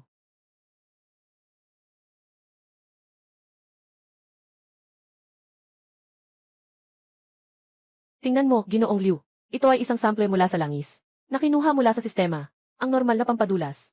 Dapat ay malinaw na kulay langis. Ngunit dito, ito ay naging puti-puti. Ito ay isang tipikal na pagsasama ng langis at tubig. Ito ang test strip para sa langis. Ang madilim na asul na kulay ay nagpapahiwatig na may halo sa coolant, na malaking dami ng pampadulas. May leak na nagaganap sa pagitan ng dalawang sistema. Ito ang tunay na dahilan ng pagbaba ng katumpakan. At ang mga bearing ng spindle. Walang kinalaman. Professor Wang, ikaw rin ay isang eksperto sa larangang ito. Dapat alam mo kung tama ang sinasabi ko. Tapos na. Director Liu, sadyang gumawa siya ng peking. Ulat ng sira para lokohin ka. Mukhang gusto niyang lokohin ka na parang tanga. Kayo. Director, ito, hindi ako kasali dito. Si Wang ang may kasalanan. Siya ang nag-udyok sa akin na gawin ito. Sabi niya ganito, hindi lang niya mapapalaya si Li Jianjun. Makakakuha pa siya ng pera. Kaya gumawa ako ng isang peking. Report. Ikaw. Tawagan mo ako ng pulis. I-report mo sila sa pandaraya sa negosyo. Ilagay mo sila sa bilangguan. Pakiusap, huwag masyadong mahigpit. Ah, ganito, okay ba? Ngayon, libre ang pag-aayos ko para sa iyo. Ha? Ayaw ko na talaga ng kahit anong hati. Sapat na yan, di ba? Ha? Kayo, mga salot sa industriya na to. Hindi ko na magagamit. Ihulog niyo sila sa labas. Oy, Director Liu. Ang galing. Si Zhang Dahai, yung maliit na mahal.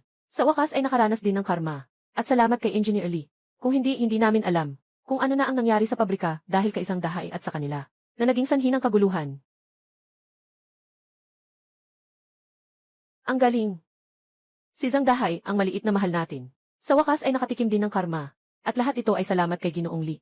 Kung hindi dahil sa kanya, hindi natin malalaman kung ano ang naging kalagayan ng pabrika dahil kay Zhang Dahai at sa kanila, na naging sanhi ng kaguluhan. Ginoong Li. Tungkol sa bagay na ito. Salamat sa iyo. Gusto kong humiling sa iyo na maging tagapayo ng pabrika. Laoli. Bumalik ka na. Hindi pwedeng walang ikaw ang pabrika. Liu Guangchang. Ngayon alam mo na kung gaano kagaling ang aking nakatatandang kapatid sa sining. Noong una, nang siya ay tanggalin. Wala ni isa sa inyo ang tumayo para sa kanya. Ngayon ang aking nakatatandang kapatid ay nasa aking pabrika. Punong eksperto. At siya pa, ang ministro ng kagawaran ng pananaliksik at pag-unlad. Mga talento na hindi ninyo pinahahalagahan. Mahalaga ang mga ito para sa amin.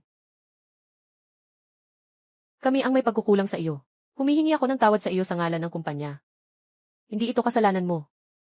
Ginoong Li, gusto kong hilingin sa iyo na maging tagapayo ng pabrika. Hindi mo kailangang pumasok sa aming pabrika. Kapag may problema sa hinaharap, dumaan ka lang para ayusin ito. Ang bayad ay ayon sa nararapat. Ginoong Li, naniniwala kami sa iyo. Tulungan mo kami. Tulungan mo ang pabrika. Sige na. Salamat, Ginoong Li. Salamat, Ginoong Li. Ngayon, ayusin ko muna ang problemang ito. Para hindi maantala ang progreso ng pabrika. CJ. Kaya, pasensya na kay Engineer Li. Ngayon, unahin kong ayusin itong sira. Para hindi nabalam ang progreso ng pabrika. CJ. Kaya't pasensya na kay Ginoong Li. Si Ginoong Li sa pagkakataong ito, sa Zhenhua Machinery Factory, ay talagang kahanga-hanga. Ganap na umarangkada. Ang pangalan ng aming Yukon Machinery Factory. Ngayon, sa Jiangsheng na pabrika ng makina, ay kalahati na ng mga pabrika ay nakipag-sign na sa amin ng service agreement. Ang prepayment lamang ay umabot na sa 10 milyon.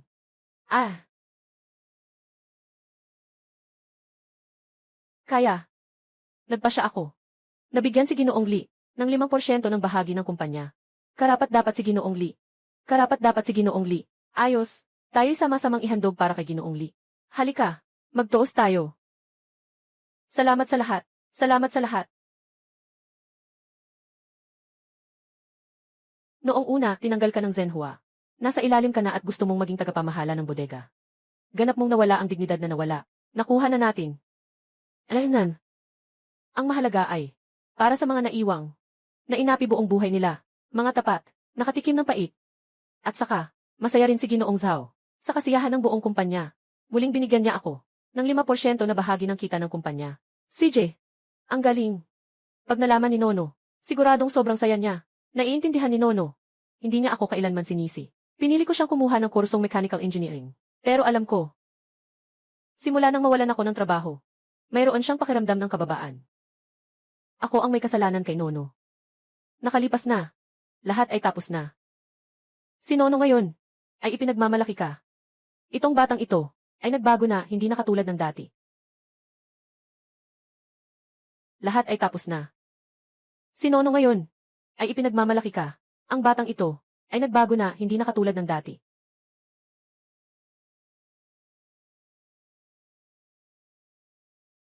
Tay, Nono. Bakit hindi ka nag-aaral sa paaralan? Bakit ka nandito? Kanino ang sasakyan na ito?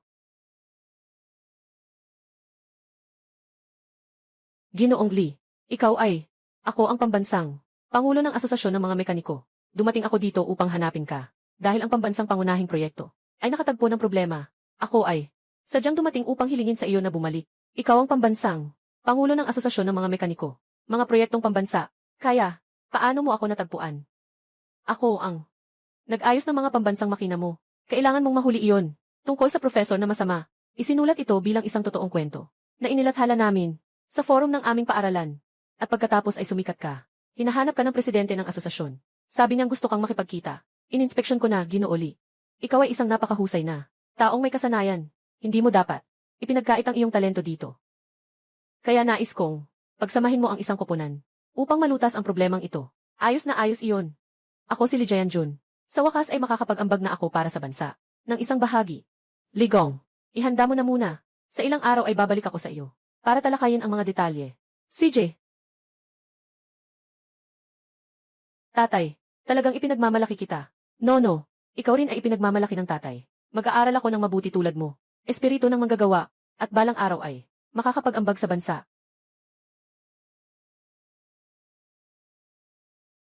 Dad, talagang proud na proud ako sa'yo. No, ikaw rin ang pride ng tatay mo. Sisikapin kong pag-aralan ang iyong espiritu ng pagiging artisan. Sa hinaharap, makakatulong din ako sa bansa, sa abot ng aking makakaya. Pangulo Liu, salamat sa pagkuha sa akin. Kung hindi ngayon, napaka nakakahiya na bagay. Alam mo ba, na dahil sa iyo ito, ang aming asosasyon sa pagkukumpuni, halos pinagtatawanan na ng lahat. Pangulo, hindi mo ako pwedeng sisihin dito. Lahat ito dahil kay Lee Jae-jun na iyon. Hindi siya sumusunod sa mga patakaran. Anong tagapayo, ang hindi makakakuha ng kaunting benepisyo? Diretso niyang binuksan ang takip. At yung si Zhao Yukon, yung Liu Qianfeng. Ngayon sila, hindi talaga pinapansin ang ating mga asosasyon sa mekanika. Tayo ay may hawak sa bawat aspeto ng industriya ng mekanika. Sila, talaga namang may malaking lakas ng loob sila. Mukhang kailangan na silang bigyan ng leksyon. Lalo na yung may apelidong Lee. Alainan. Si Lee Jae-jun nakakaiba. Hindi talaga karapat-dapat na nandito sa atin. Industriya ng mekanikal na pagkukumpuni. Ang mga bagay na ipinakita ko sa inyo kanina ay ang pinakamahalagang punto sa proseso ng operasyon. Kapag naunawaan ninyo ito, madali na lang ang operasyon. Napakadali na. Para sa inyo, Ginoong Lee, talagang napakadetalye ng sinabi mo. Maraming bagay na hindi naiintindihan sa school. Pakikinggan ka lang, naiintindihan ko na lahat. Sa totoo lang, tayo ng mga teknikal ay kumakain sa pamamagitan ng kasanayan. Ang pinakamahalaga ay pagiging seryoso at pagbibigay pansin. Basta't sumunod kayo sa akin. Mag-aral ng mabuti. Naniniwala ako sa inyong kinabukasan. Kayo'y mga natatanging talento. Isang maliit na tagapangasiwa ng bodega. Napakalaki naman ng iyong sinasabi. Basta't sumunod kayo sa akin. Mag-aral ng mabuti. Naniniwala akong sa hinaharap ninyo. Kayo ay mga bihirang talento. Isang simpleng tagapangasiwa ng bodega. Sobrang yabang naman ito. Wang Sigaw, hindi ka ba pumasok? Nga, si Liu ang nagdala sa akin dito. Pero sa huli, kailangan niyang sumunod, at personal na pumunta sa istasyon ng pulis. Para palayain ako. Impossible. Niloko mo siya ng napakaraming pera. Paano siya magpapalaya sa iyo? Mapalaya? Anong ginawa ko sa pera na ninakaw niya? Sa isang salita ni Chairman Liu. Kailangan niyang sumunod ng mahina ang ulo. Humarap ng mahinahon. Kung hindi na muling magpapatakbo ang kanyang pabrika. Ganoon din kayo. Yung may apelyidong Li. Ngayon, nakatayo ako dito. Nasusuklam ka ba? Tunay na nakakadismaya. Pero, nanghihikayat ako sa'yo. Magbago na. Huwag na muling gamitin. Yung mga pangit na paraan. Para kumita ng hindi dapat kitain. Malapit ka nang mamatay. Bakit ka pa ba nagmamayabang? Kung isang salita lang ni Chairman Liu. Mapapalayas ka sa lugar na ito. Sa buong industriya ng makina. Wala nang lugar para sa'yo. Sa hinaharap, kailangan mo na lang pumunta sa construction site. Bilang isang laborer. Oh, mangalap ng basura. Hindi ako naniniwala. Akala mo ba ay kaya ninyong kontrolin ang lahat? Kapatid ko, ito ay mula sa aming pabrika. Punong tagapayo. At may hawak na 15% ng shares ng kumpanya. Sinasabi mong hindi niya kaya. Akala mo anong klaseng tao kayo? Umuwi ka na. Linlin, tumahimik ka. Papa. Ay naku. Ay naku. Kongresista Liu. Ay naku. Bakit hindi mo sinabi agad na pupunta ka? Para sana makapaghanda ako at salubungin ka. Hayaan mong si Director Zhao na personal na salubungin ka. Hindi ko kayang tiisin yan. Zhao Yukon, ang anak na babae na itinuro mo. Talagang napakamakapangyarihan. Kaya niyang ipalabas ang ating Pangulo. Mula dito. Mga ginoo. Masyadong mapagsalita ang batang babae. Humihingi ako ng paumanhin sa inyo sa kanyang ngalan. Huwag mo na lang masyadong seryosohin. Sasabihin ko sa'yo, Chairman Liu, ay presidente ng ating Jiangxing Mechanical Repair Association. Siya ang namumuno sa buong industriya natin. Siya ang maihawak ng buong industriya natin. Huwag tayong makialam. Tatay, humingi ka ng tawad. Ginoong Liu, siya ang pangulo ng ating mga mekaniko sa Jiangxing, na namamahala sa ating buong industriya. Huwag tayong makialam. Papa, humingi ka na ng tawad. Ay naku, kayong dalawa tingnan ninyo. Itong workshop na ito ay puno ng usok at gulo. Tara, punta tayo sa opisina ko. Mag-inom tayo ng mainit na tsaa. Saan ni Director Zhao? Ako si Liu. Mukhang hindi ko kayang inumin yan. Ay naku. Ginoong Liu, ang sinasabi ninyo. Para lang sa isang maliit na tagapangasiwa ng bodega. Pinatanggal si Professor Wang mula sa aming samahan ng mga mekaniko. Ikaw ay parang pinapahiya ako. Para kang nananakit sa amin. Sa aming samahan ng mga mekaniko. Pinapahiya namin ang samahan namin. Ginoong Liu, makinig kayo sa paliwanag ko.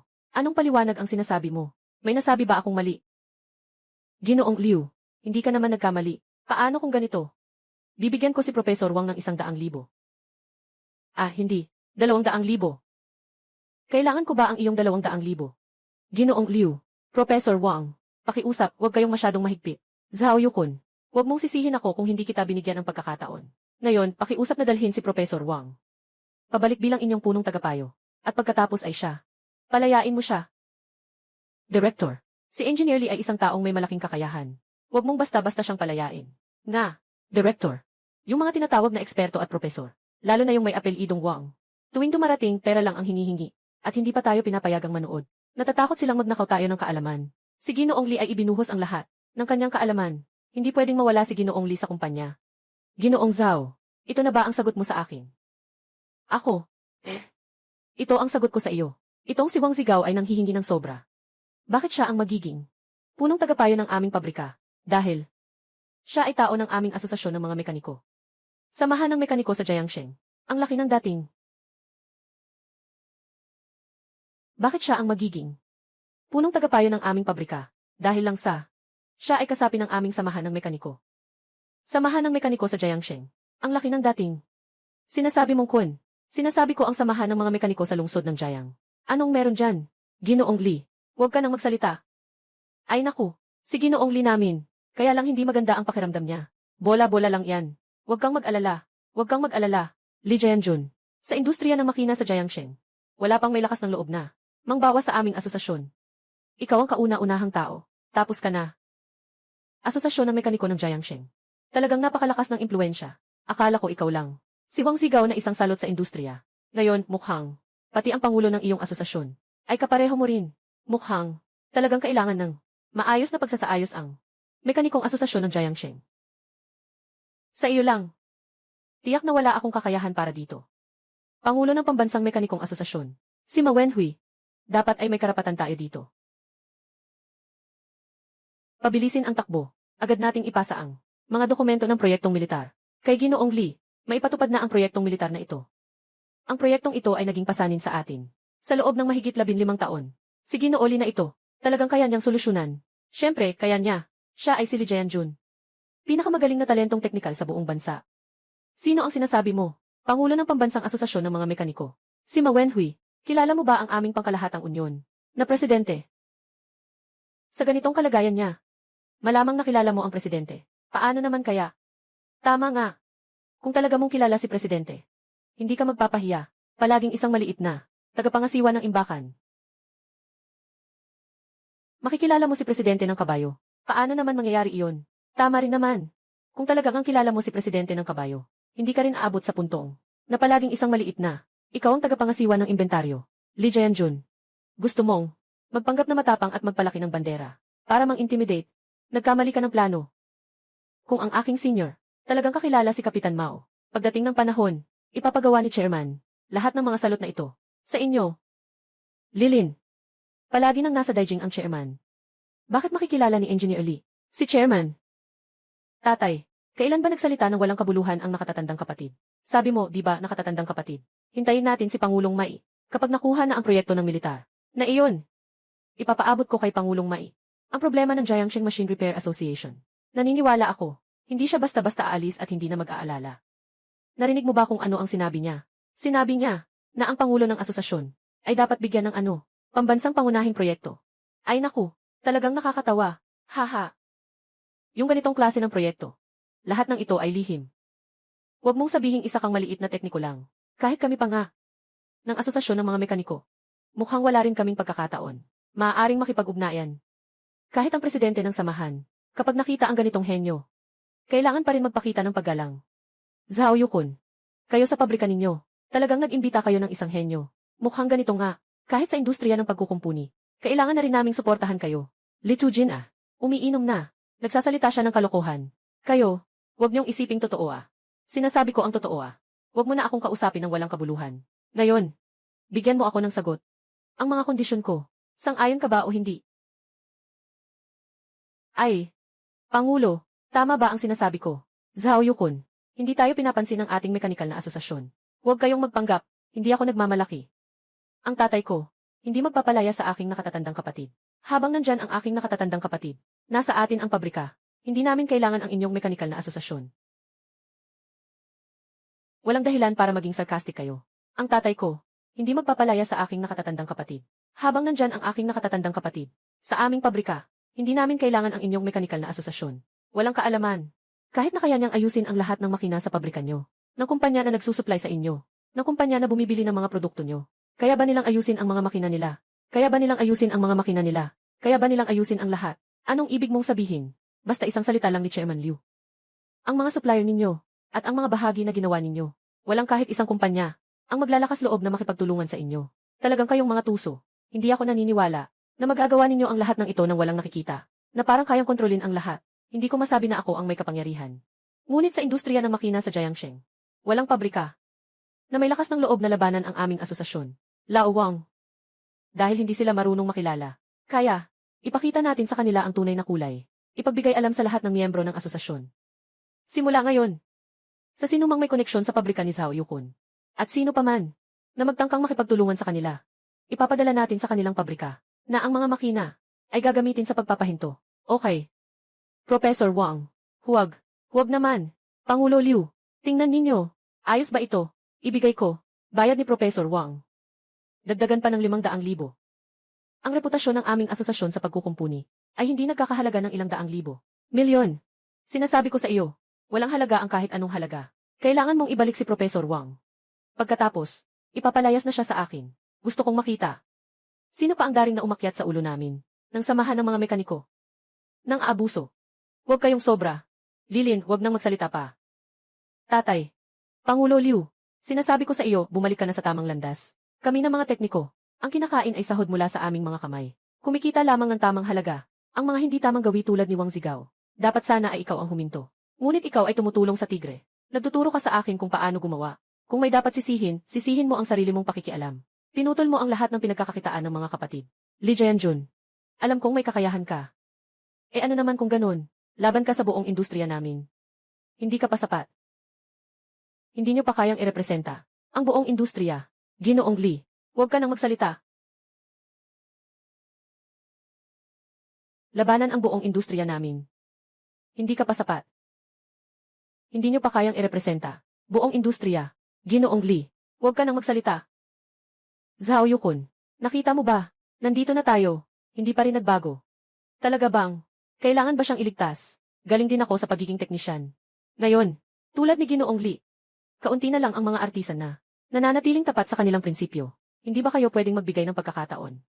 Mukhang, talaga bang nais mong labanan kami ng asosasyon ng mga mekaniko? Kayo ang sobra na ang pang-aapi. Ginoong Li. Baoding. Magaling ka, Ginoong Direktor. Director. Alam na namin. Hindi mo kami bibigin. Tatay, alam ko. Sigurado akong hindi ka makikisama sa kanila. Hindi ka magiging kasabwat. Zhao Yukon. Ikaw, Zhao Yukon. Bata pa, mataas ang pangarap ng kabataan. May intindihan naman. Pero ikaw. Talagang sobrang nakakadismaya. Kung kahit ako. Hindi ko maprotektahan si Engineer Lee. Sa halip, mas lalo pa kayong magpapalala ng masamang ugali ninyo. Sa hinaharap, ang inyong samahan ng mekaniko ay mas magiging mapanupil pa. Kahit na ngayon, na nailigtas ko ang pabrika. Pero sa hinaharap, magiging sa akin pa rin ba ang pabrika? Magiging sa akin pa rin ba ito? Huwag kang mag-alala, Guangchang. Nandito ako. Hindi nila tayo kayang apihin sa pabrika. Ginoong Li, magtitiwala ka sa akin. Sasama ako sa iyo sa isang huling pustahan. Ako si Zhao Yukon. Sa industriyang mekanikal. Matagal na itong mga taon. Hindi naman ito nasayang. Sa tingin mo, hindi ko na kayang labanan kayo, di ba? Lao Wang, tumawag ka. Kayo.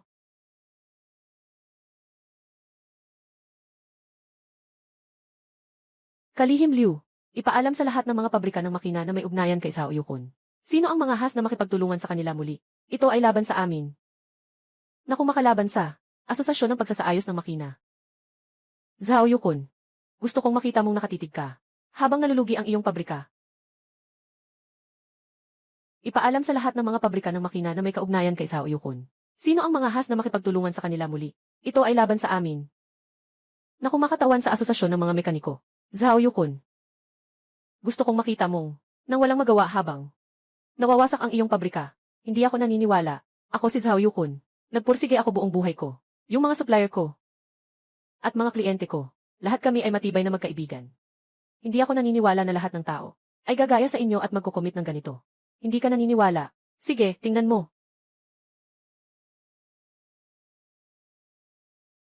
Hoy, Ginoong Ma, pasensya na, Ginoong Zhao. Mula ngayon, hindi na namin ibibigay ang mga piyesa sa iyong pabrika. Nakakancel ang lahat ng ating kooperasyon. Mayor Zong. Zhao Yukon, akala ko ba magaling ka? Ngayon, ano na? Ikaw. Lao Liu. Lao Zhao. Noong nakaraang buwan, binawi ko ang order na ibinigay ko sa inyo. Huwag na kayong gumawa pa para sa amin. Walang problema. Ano? Lao Liu, alam mo ba kung ano ang tungkol sa aming kumpanya? Gumagawa ng mga bagay. Ang kalidad ay pinakamaganda. Aaminin ko yan. Pero sino ang nagpasama sa inyo? Sa Mechanical Repair Association. Kung patuloy akong makikipagtulungan sa inyo, ang punong tagapayo ng aming pabrika ay magre-resign. Wala nang may maglakas loob na pumunta rito sa atin para ayusin ang makina. Lao Liu, ilan na bang taon ang ating pagkakaibigan? Ginoong Direktor, katatapos lang ng lahat ng mga kasosyo at mga supplier na tumawag. Nakakancel na silang lahat ng mga order. Kung alam ko lang ito, bakit pa ako nag-umpisa? Ganito ang mangyayari sa iyo. Sa aming Asosyasyon ng mga Mekaniko. Ikaw, Pangulo, huwag mag-alala. Yung mga kliyente, mabilis din silang hihingi sa iyo muli na pumirma. At sila ay makakaranas din ng kanilang mga pagkakamali. Hindi mo kailangan. Huwag mo akong aliwin. Tatay. Ako si Zhao Yukon. Hindi ako taong hindi marunong tumanggap ng pagkatalo. Sinasalungat ko ang mga asosasyon na ito na kumakain ng pera ng tao, ngunit hindi gumagawa ng tama, na gumagamit ng kapangyarihan para mang-api. Ako si Zhao Yukon. hindi mga tao na hindi kayang matalo. Sinasabihan ko sila tungkol sa kanilang asosasyon. Kumakain ng pera ng iba, hindi gumagawa ng tama. Nang aapi gamit ang kapangyarihan. Nang aapi gamit ang kapangyarihan. Nang aapi gamit ang kapangyarihan. Talagang matigas ang ulo. Liu Tianyu. Ako si Zhao Yukun. Ipinagkakaloob ko ang lahat ng aking kayamanan upang ipahayag ang iyong mga kasamaan sa buong mundo. Sa iyo lang. Isang maliit na tagapangasiwa na nagtatangkang hamunin ang aming asosasyon sa mekanika. Talagang hindi mo alam ang iyong kakayahan. Talaga namang hindi maliit ang inyong kakayahan. Sayang, hindi ito ginamit sa tamang paraan. Isang kahihiyan sa industriya ng makina. Magtuturo sa akin. Karapat-dapat ka ba? Kung siya nga ay wala ng karapat-dapat. Sinasabi mong ikaw, kaya wala nang ibang may karapatang gawin ito. Sa Pambansang Unyon ng mga Industriya, ang presidente nito, bakit siya napunta sa Jiangsheng? Presidente, bakit ka nandito? Hindi mo man lang ako sinabihan. Pupunta kami para sunduin ka. Ipapaalam namin sa'yo. Bakit ka pa nagpapakita dito na para kang matapang? Mahal na presidente, nagkakamali ka. Ngayon ay, nagtuturo ako sa isang, walang alam na tagapangasiwa ng inventaryo. Siya ay isang maliit na tagapangasiwa ng bodega. Umaasa siya sa kanyang, kaunting kakayahan, upang walang dahilan na sisihin ang aming asosasyon sa pag-aayos ng makina. Sinasabi mong siya ay, walang dahilan na naninisi sa inyo. Siya nga iyon. Nabulag ang iyong mga mata. Sino ka para hindi igalang si Ginoong Li? Sino ang nagbigay sa iyo ng lakas ng loob? Ako. Ginoong Li, talagang ikinalulungkot ko na nagambala ang mga cute na ito. Sa inyo, wala naman akong pakialam. Yung kultura sa industriya ng mekaniko, talagang nagpasindak sa akin. Kasalanan ko ito. Ginoong Li, mag-alala kayo. Siguradong magbibigay ako sa inyo ng isang kasiyasyang paliwanag. Chairman ng kabayo. Siya. Yung kultura sa industriya ng mekaniko, talagang nakakagulat. Kasalanan ko ito. Ginoong Li, mag-alala kayo. Siguradong may maibibigay ako sa inyo. Nasiyahan na paliwanag. Pangulo ng asosasyon. Siya. Siya ay isang medyo may kakayahan na tagapangasiwa ng bodega. Bakit ka? Medyo may kakayahan na tagapangasiwa ng bodega. Si Ginoong Li ay isa sa mga unang ipinadala mula sa ating bansa upang mag-aral sa ibang bansa bilang isang mahusay na talento. Siya rin ang isa sa mga pinakamahusay na tekniko sa ating bansa. At siya ang susis na tao sa mga pangunahing proyekto ng bansa. Tatay, nakikita mo ba? Totoo ang sinasabi ng aking nakatatandang kapatid. Kilala niya talaga si Pangulong Mai. Siyang talagang namamahala. Mga proyektong pambansa. Hindi ka panipaniwala. Sobrang hindi ka panipaniwala. Linlin, sa hinaharap kailangan mong matutong mabuti kasama ang iyong nakatatandang kapatid sa guro. Mag-aral ka ng mabuti. Hindi ko inasahan. Talagang hindi mo alam si Ginoong Li. Ang namamahala sa mga proyekto ng militar ay mga tao na may antas ng pambansang artisan. Hindi ko akalain na lagi akong kasama. Mga mahusay na artisan ng malalaking bansa. Ay naku, Ginoong Li, kakatawa lang ako kanina sa iyo. Huwag kang magalit. Talagang huwag magalit Kakatapos ko lang makipag-usap kay Pangulong Liu. Lahat ay nagbibiro lang sa iyo. Malaki ang iyong puso. Ngayon ay natatakot na. Kanina ay pinagtitripan ang aking guro. Talagang pinagtitripan siya. Ano bang nangyayari? Ako ang may-ari ng kabayo. O ako na lang ang magsalita. Dahil sa aking nakatatandang kapatid. Na maraming beses nang nahuli. Siwang sigaw na nandaraya sa pag-aayos. Para tumaas ang presyo. Mga bagay na kinukuha at hindi ibinabayad. Ninang. Alam ko na ang aking pagkakamali. Huwag mo na sanang ulitin iyon. Sa inyong mga salita. Humingi ng tawad ngayon. Huli na. Ako. Tumahimik ka. Ginoong ito. Magpatuloy ka. Sa tingin nila, kapatid kong guro, nawala ng dangal ang asosasyon ng mga mekaniko. Nawala ang kanilang pinagkakakitaan.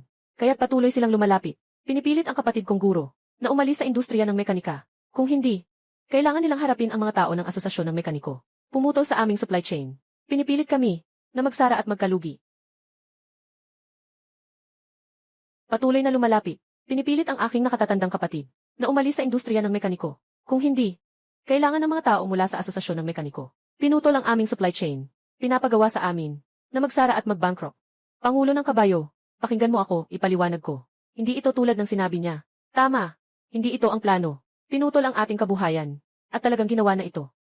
Ay naku, hindi ganun. Ay naku, kanina. Nagtatawa lang ako sa inyo. Tumahimik ka. Ang layunin ng aming mekanikal na asosasyon ay para sa iyo. Nasa tiyan ba ng aso? Paano ako magiging pangulo? Hindi ba ako araw-araw nag-ulit? Dapat nating iwasan ang lahat ng masamang ugali. Dapat nating panatilihin ang ating layunin bilang mga tekniko upang maglingkod sa kumpanya. Ano ang sinabi mo noon? Paano mo ako ginawaran ng garantiya? Ay naku! Ginoong Pangulo, Alam ko na ako'y nagkamali. Ito, ang Asosasyon ng Mekaniko, ay para sa mga manggagawa na nagbibigay ng proteksyon. Ito ang kanilang maaasahang suporta. Ikaw naman, mula ngayon, ikaw ang pangulo ng pagsasangguniang makina ng Jiangsheng, ay tinanggal na sa posisyon. Tungkol sa iba pang bagay, hintayin mong matapos ako sa usapan. Kasama si Ginoong Lee bago kita balikan. Pasensya na talaga, Engineer Lee. Mag-alala kayo. Sisiguraduhin kong parusahan ang mga salang ito. Lilinis namin ang industriya sa mga walang kwentang tao. Chairman, ang aming mga tekniko ay nag-aaral ng teknolohiya. Nag-aaral kami ng kasanayan para masiguro ang produksyon ng bansa. Ito talaga ang ugat ng aming mga manggagawa. Kung mawala ang ugat na ito, wala nang pag-usapan ng tungkol sa pag-unlad at kinabukasan. Ang tinuturo ni Engineer Lee ay Chairman ng E3. Hindi na ako gagawin ulit ito. Tutulungan na kitang tumawag ngayon para ipaalam sa kanila na maibalik ang kooperasyon sa Yukon Mechanical Factory. Chairman, hindi na ito sakop ng responsibilidad mo. Umalis ka na. Engineer Lai, pakiusap, tulungan mo akong humingi ng pabor. Hindi na ako magpapakasala ulit. Sa susunod, tiyak na gagawin ko na maayos na mapagsilbihan kayo. Ang taong katulad mo, hindi magbabago. Mananatili ka sa posisyong ito, ay isang kahihiyan sa mga manggagawa sa Jiangsheng na mga master mechanic. Sisikapin kong maayos na paglingkuran kayo. Ang mga katulad mo ay hindi magbabago. Ang pag-iiwan mo sa posisyong ito ay isang kahihiyan para sa mga manggagawa ng Jiangsheng. Lahat ito ay dahil sa iyo. Kung hindi mo sila inasar, bakit ako matatanggal? Bumubula ka. Nang kumikita ako ng mas marami, hindi ba ako nagbigay sa iyo ng kaunti? Masaya ka nang kumikita ako. Ngayon gusto mong ilagay sa akin ang sisi. Lahat ay nasa akin. Walang paraan. Huwag kang pumikit. Ay naku. Hindi ka na talaga presidente. Sabay ka pa rin sa akin. Makikipaglaban ako sa'yo, Linlin. Direk Linlin. Kayo dalawa, manatili kayo. Lahat ng iba, umalis na. Ginoong Pangulo, may mahalagang bagay. Linisin ang lugar. Ihampas ang dalawang ito palabas. FF Ligzangi. Ito ang pagkakataong ito. Mga dokumento para sa proyekto ng bansa. Pakiusap. Na makapaglingkod sa bansa, ay palagi kong pangarap. Gagawin ko ang lahat ng makakaya ko. Kung may mga tanong o kahilingan ka, huwag mag-atubiling sabihin. Ang Association ng mga Mekaniko ay tiyak na tutulungan ka. Pinakamalaking suporta. Kailangan kong bumuo ng sarili kong koponan. Linlin ay nag-aral din sa ibang bansa. Mahusay na talento. Kailangan ko ang kanyang pagsali. Bukod dito, ang aking laboratorio sa pananaliksik, sa itaas mismo ng pabrika ng makina ni Yukon. Walang problema. Kuya, talaga bang pinapayagan mo akong makipagtulungan sa'yo? Sa ganitong napakahalagang proyekto. Hindi ba ako nananaginip? Siyempre, totoo ito. Kuya, salamat sa iyo. Salamat sa iyo. Napakabait mo. Ano ang ginagawa ninyo? Hindi ako nananaginip, di ba? Siyempre, totoo ito. Kapatid na guro. Salamat sa iyo. Salamat sa iyo. Ang bait mo talaga. Anong ginagawa nyo? Nono, bakit ka nandito? Pinapunta ako ni nanay para magdala ng pagkain sa'yo. Tatay, hindi ka ba nagsasawa sa ganito sa nanay ko? Nono, makinig ka sa paliwanag ni tatay. Ang tense mo talaga. Biro lang ako. Yung pagkatao ni tatay. Kampante pa rin ako. Anak ka talaga. Ginoong Lee, narinig ko na ang sakit ng asawa mo. Agad akong makikipag-ugnayan sa pinakamagaling na doktor sa imperyo para gamutin ang ginang sa Jiangsheng. Salamat, Ginoong Pangulo. Gagawin ko ang aking mga tungkulin. Ito naman talaga ang dapat kong gawin. Nanay, ang tatay ay responsable na sa pambansang mga pangunahing proyekto. Talagang kahanga-hanga. Sa mga nakaraang taon, kung hindi ko sana siya pinabigat, hindi sana umabot ang tagumpay ng tatay sa araw na ito. Ay naku, matagal na tayong mag-asawa. Bakit pa natin kailangang pag-usapan yan? Nandito tayong lahat bilang pamilya. Masaya tayong lahat. Mas mahalaga yan kaysa sa kahit ano. Sabi pa ng leader, may inupahan. Pinakamagaling na eksperto sa Tokyo. Siguradong magagamot ka niya. CJ. Inay, sa hinaharap makikita ko na mismo ang kasal ni Nono. Ek, gumanda na ba ang katawan mo? Bakit ka nandito? Inay, makikita mo na ng personal sa hinaharap. Nono ay ikakasal na. Ate sa asawa, gumanda na ba ang pakiramdam mo? Bakit ka nandito? Dumating ako para magpaliwanag tungkol sa nangyari kahapon. Sabi ko naman na joke lang yun. Alam ko na ganyan ka. Hindi ka masyadong komportable sa loob mo. Kaya sa tingin ko, kailangan kong magpaliwanag. Aaminin kong humahanga ako sa nakatatandang kapatid. Ngunit humahanga lang ako sa kanya, sa kanyang ugali at talino. Hindi naman ako mas matanda sa iyo ng ilang taon. Wala namang akong pagkahumaling sa ama. Sadyang, tinuturing ko ang iyong ama bilang aking idolo. Huwag kang mag-alala, totoo ang sinasabi mo. Siyempre, hindi mo ba ako pinaniniwalaan? Hindi ka pa naniniwala sa tatay mo. Ako. Pasensya na, Ate Linlin. Ito, parang magulo ang ranggo natin. Tayo na lang ang mag-usap ng hiwalay. Pangulo Liu.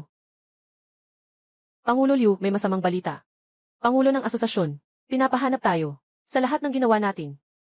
Narinig ko kapag may nahanap na ebidensya, ipapasok tayo sa bilangguan. Isang grupo ng mga walang utang na loob. Mabait ako sa kanila palagi. Pinayaman ko sila.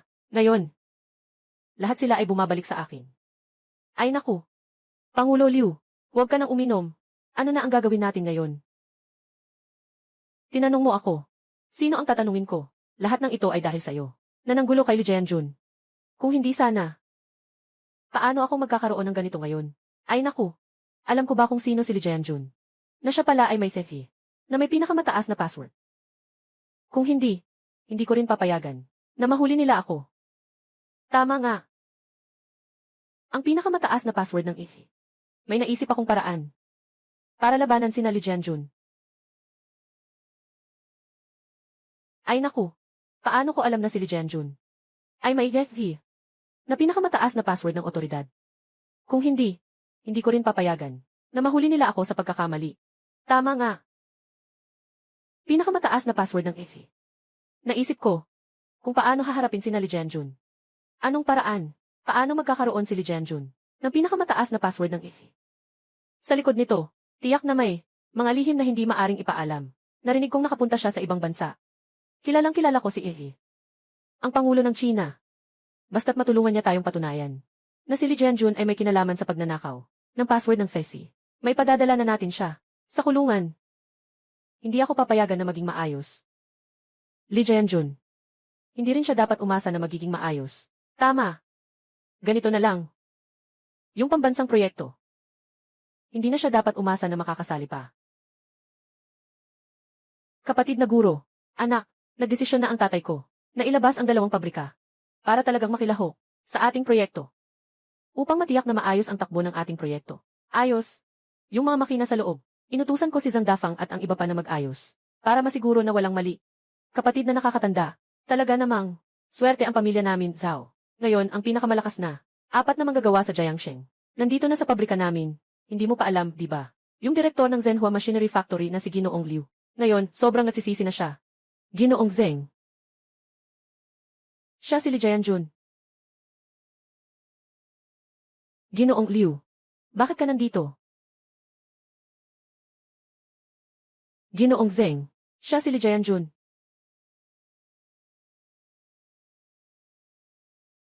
Ginoong Liu. Bakit ka nandito? Bakit ako nandito? Nandito kami para hulihin ang mga kriminal na nagnanakaw ng mga lihim ng negosyo. Anong nagnanakaw ng lihim ng negosyo? Ikaw si Li Jianjun. May kailangan ka ba? Nagawa ko ng suriin ito. Hindi ka talaga namin katrabaho ng Sethi. Paano mo nakuha ang password para sa pinakamataas na otoridad ng Sethi? Ito ay pinakamataas na lihim. Ang password ng pinakamataas na antas ng Sethi. Ako ang nagset nito. Pero pagkatapos nyo, hindi nyo na binago. Ikaw ang nagset nito. Isang maliit na tekniko mula sa warehouse. Hindi natatakot sa hangin. Kahit malakas ang hangin, nagtatampo sa dila. Ibig sabihin, kung talagang may kakayahan ka, pag-uwi mo sa bansa, hindi ka pa rin magiging ganito kahirap. Kung hindi kayo naniniwala, maaaring tawagan ninyo ang aking guro, Ginoong Klaus. Klaus. Iyan ang ating mga matatanda sa Sethi at punong teknikal na tagapayo. Siya ang iyong guro.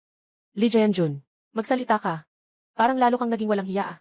Mga estudyante ni Professor Klaus. Sino ang hindi bahagi ng Sethi natin? Mga teknikal na haligi at elite. Ikaw lang ay karapat-dapat.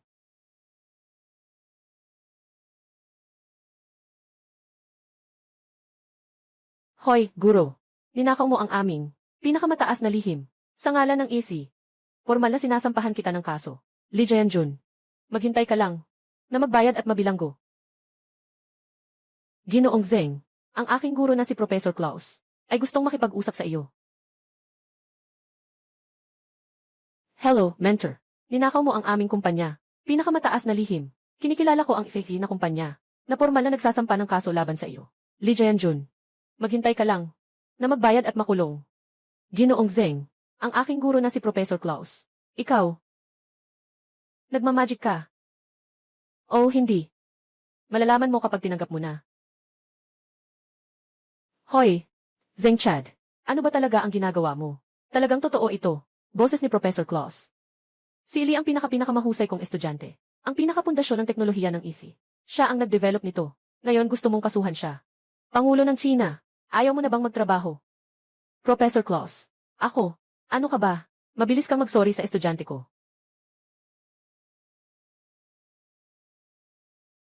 Guro, kailangan niyong ibigay ang IFI.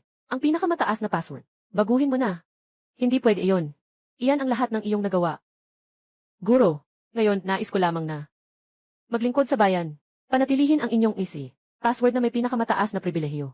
Hindi angkop. Chen. Sige na nga. Chen.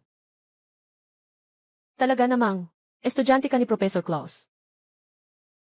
Ginoong Zeng, siguradong peke siya. Paano mangyayari yon? Boses ni Professor Claus. Paano ko naman maaring magkamali? Ay, Zeng, sir. Baka ginamit nila ang technology para gayahin. Ang boses ni Professor Claus. Sinasadya na panlilin lang. Maraming mga manloloko sa internet ngayon na gumagamit ng taktika na ito. Ito.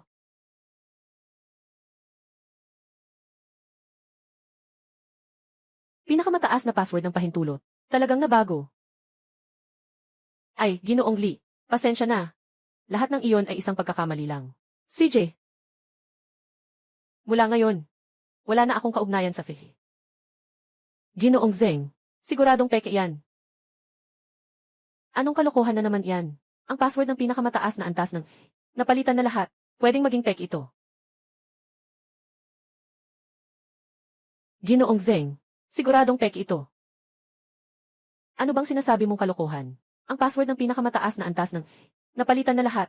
Peke ba ito? Halos pinatay mo ako. Huwag ka nang makipag-ugnayan sa akin. Sige, Lee Jae-jun. Palagi mong itinago ang iyong pagkatao. Talagang sinasadya mo akong saktan, di ba? Talagang hindi ko maintindihan. Tumigil ka. Pangulo ng Kabayo. Liu Tianyu. Wang Sigao. Ang mga bagay nyo. Naimbestigahan ko na lahat. Ginagamit ninyo ang pangalan ng Association ng mga Mekaniko para pilitin ang mga kumpanya na humingi ng pabor. Ang presidente ng asosasyon. Ito. Iyan ay lahat kay Liu Tianyu. Siya ang nag-utos sa akin. Ikaw. Nakapag-ulat na ako sa pulis. Kung mayroong anuman, sabihin mo sa hukom. Kayong dalawa, sumama kayo sa amin sandali. Hindi pagkakaintindihan. Pangulo Ma, karapat dapat. Talagang sarili niyang kasalanan. Pangulo Ma. Ginoong Lee. Asosasyon ng Mekanikal na Pagkukumpuni ng Jiangsheng. Ipinagkakatiwala ko na sa iyo. Pangulo ng asosasyon, hindi ko naintindihan ang ibig mong sabihin. Masyadong simple ang ibig kong sabihin. Sa hinaharap, ikaw na ang Pangulo ng Asosasyon ng mga Mekaniko sa Jiangsheng. Ayos na. Bukas ng tanghali. Kailangan ko pang makabalik sa digmaan. Ganyan na lang. Hindi ko pa nasasagot. Kayo lahat. Nakuha na ang mga dokumento ng proyekto. Tingnan natin ng sabay-sabay. Ito ang makina ng eroplano. Material na kayang tiisin ang mataas na temperatura sa vector nozzle. Pambansang pangunahing proyekto. Bahagi ng plano para sa lokal na kapalit. Ay ng trabaho. Napakaganda. Sa wakas, makakapagpakita na tayo ng ating kakayahan. Ginoong Lee. Toleransya sa hugis at posisyon. Micron. Espesyal na mataas na temperatura na nickel-based na haluang metal. Toleransya ng 1 micrometer. Ito. Maaaring kontrolin sa 2 micrometer. Ito ay pinakamataas na pamantayan na maabot ng internasyonal. Na pamantayan. 1 micrometer. Ito. Tiyakan ng 1 mikron. Ito, maaaring kontrolin sa 2 mikron. Ito ay ang pinakamataas na pamantayan na maabot ng internasyonal. Na pamantayan, 1 mikron. Ito, ay talagang mahirap iproseso. Sa espesyal na haluang metal, ito ay lampas na sa lahat. Ng 5-axis na machining center, na mga limitasyon. Paano ito magiging posible? Paano? Natakot na ang lahat. Alam ko. Ito ay isang hamon na dati nang mayroon. Kahit na sa kasalukuyang sistema ng industriya. Isang matinding hamon. Ngunit ito rin ay ang aming tungkulin na hindi pwedeng ipagwalang bahala. Na misyon. Tama si Engineer Lee. Ang ating bansa, mula sa wala hanggang meron. Hindi ba't ganito rin? Na dumaan sa mga hamon at nalagpasan. Tapos na ang misyon ng mga nauna. Ito, ang misyon ng aming henerasyon. Pakiramdam ko'y ang dugo ko ay nagsisilbi na. Gawin. Gawin. Mabuti. Ito ang tamang saloobin ng ating mga tekniko, na nararapat. Hindi natatakot sa panganib, hindi natatakot sa hamon, gumawa ng kasaysayan. Kapatid, sige, ikaw na ang magsalita. Ano ang dapat nating gawin? Siguradong hindi sapat ang kasalukuyang kagamitan. Kailangan nating ayusin ang makina. Mula sa sistema hanggang sa mga tool. Pati na rin ang cutting algorithm. Kailangan ng isang masusing pagsusuri, kumpletong pag-upgrade at pagbabago. Dahil walang makakamit ang ganitong mga kinakailangan. Gagawa tayo ng sarili nating makina. Tama, gagawa tayo ng sarili nating makina. Dahil ibinigay ng bansa ang misyon na ito. Sa atin, tayo ay walang pag-aalinlangan na tatapusin ito. Buhay na gawin. Kung mamatay, ayos lang. Hindi ako naniniwala na hindi natin ito matatapos. CJ, simula ngayon. Walang bakasyon ang lahat. Kakain at matutulog sa laboratorio. Nandito tayong lahat. Isang malaking boto. Kakainin ang matigas na buto na ito. May tiwala ba tayong lahat?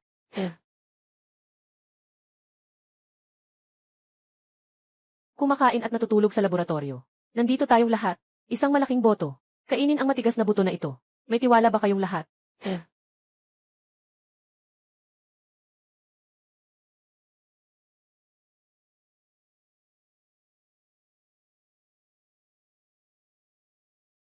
Ang proseso ng pag-abot sa isang micrometer na katumpakan ay mas mahirap kaysa sa inaasahan ko. Iyon ay isang walang tulog na, puno ng mga pagkatalo, at sa mga araw ng pagkadismaya. Sa aming makina na nagpalit kami ng mas maselan, static pressure guide rail at optical scale. Isinulat namin muli ang control algorithm ng servomotor sa pinakaibabang antas para sa bawat pulse signal ng pagtugon na compress sa antas ng microsecond. Kahit kami mismo ay nagdisenyo at nagmold ng espesyal na ishi na mga tool. Parang kami ay isang grupo ng mga baliw na walang tigil na nagtatrabaho. Ginoong Lee, mayroon pa ring 2 microns na pagkakamali. Para kang isang malaking bangin. Hindi namin kayang tawirin. Hindi ito dahil hindi namin kayang tawirin, kundi dahil sa teknolohiya ngayon, hindi pa talaga ito posible. Kapatid, nasubukan na namin lahat ng paraan na makakaya namin, ngunit wala pa ring paraan para makapasok. Tayo, talagang hindi natin magagawa. Bawat hakbang na ginagawa natin ngayon ay para sa bansa na naglalakad sa isang landas na walang nakadaan. Walang mga palatandaan sa daang ito. Walang navigation. Kailangan lang nating umasa sa sarili natin. Pero, pinapayagan kong magkamali, ngunit hindi ko kailanman papayagang sumuko. Tama.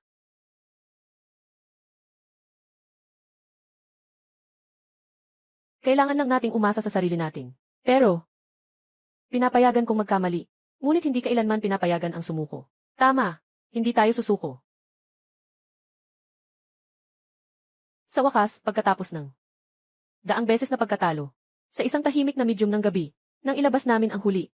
Matapos ang daang beses na pagsasanay at pinahusay na algorithm ng kompensasyon, matapos maisulat sa sistema, nagawa namin ang huling sample.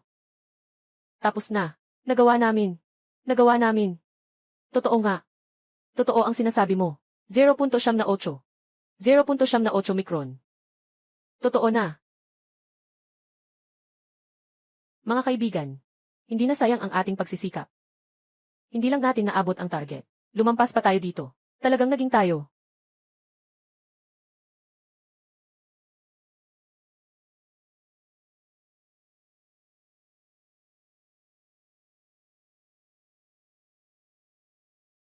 Kapatid na Lee Jun, ako'y kumakatawan sa bansa. Kumakatawan sa mga tao, nagpapasalamat sa iyo. Ikaw ay tunay na pambansang yaman. Ikaw ang gulugod ng industriya ng pagmamanupaktura sa ating bansa.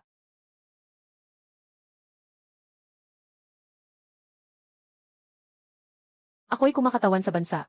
Kumakatawan sa mga tao, nagpapasalamat sa iyo. Ikaw ay tunay na pambansang yaman. Ikaw ang gulugod ng ating industriya.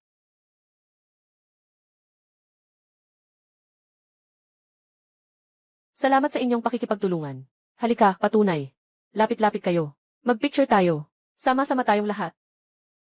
Ang ating mga nagawa, mabilis na naibalita ng media. Ang aming kwento ay nailathala na rin. Sa panahon ng pagbagsak, nagkaroon ng pagkakataon na mag-aral muli tungkol sa mekanikal na teknolohiya. Sa pamamagitan ng hindi pagsuko, pinagsikapan niyang pagyamanin ang kasanayan sa safe machining. Dahil sa kanyang katatagan, nakamit niya ang tagumpay. Sa pamamagitan ng sariling pag-aaral ng mga teorya, pinagyaman niya ang kasanayan sa safe machining. Dahil sa kanyang hindi matitinag na determinasyon. Headline sa gabi. Bagamat maraming parangal at imbitasyon. Parang snow ang dumarating. Ngunit magalang kong tinanggihan ang lahat. Interview ng media at pakikipag-ugnayan. Tungkol sa talumpati para sa mga estudyante. Hindi ko pinili ang malaking bulwagan. Kundi pinili ko ang workshop. Tatay.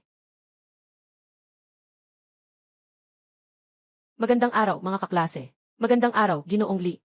Tara na, dadagdagan ko kayo ng tour. Hindi ko sila sinabihan tungkol doon. Mga nakakapagod na teorya sa libro. Kundi ang mga karanasan ko sa loob ng 20 taon. Na nakuha sa maraming pagkatalo at pawis. Na nagbigay sa akin ng karunungan. Pakinggan ninyo ang tunog na ito. Kung ang halaga ng pagputol. Kapag naabot ang pinakamainam na halaga. Ang tunog nito ay malinaw at tuloy-tuloy. Parang umaawit. Kung ang tunog na ito ay nagiging mabigat, ito ay nangangahulugang masyadong malalim ang pagputol. Kailangan bawasan ang dami ng pagpasok. At mayroon pa. Tingnan ninyo ang mga spark na ito. Kung ang kulay ay ginto. Ang hugis ay maliit na kulot.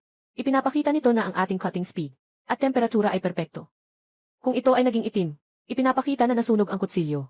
Kung naging pira-piraso na, ipinapakita nito na mali ang anggulo ng kutsilyo. Ito ang aking ama. Siya ay isang dakilang inhenyero sa makina at isa ring karaniwang manggagawa. Kuya, may bago na bang misyon?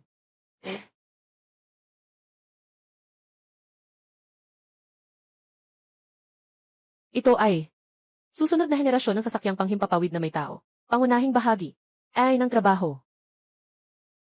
Ito ang ating bagong misyon. Mga bituin at dagat.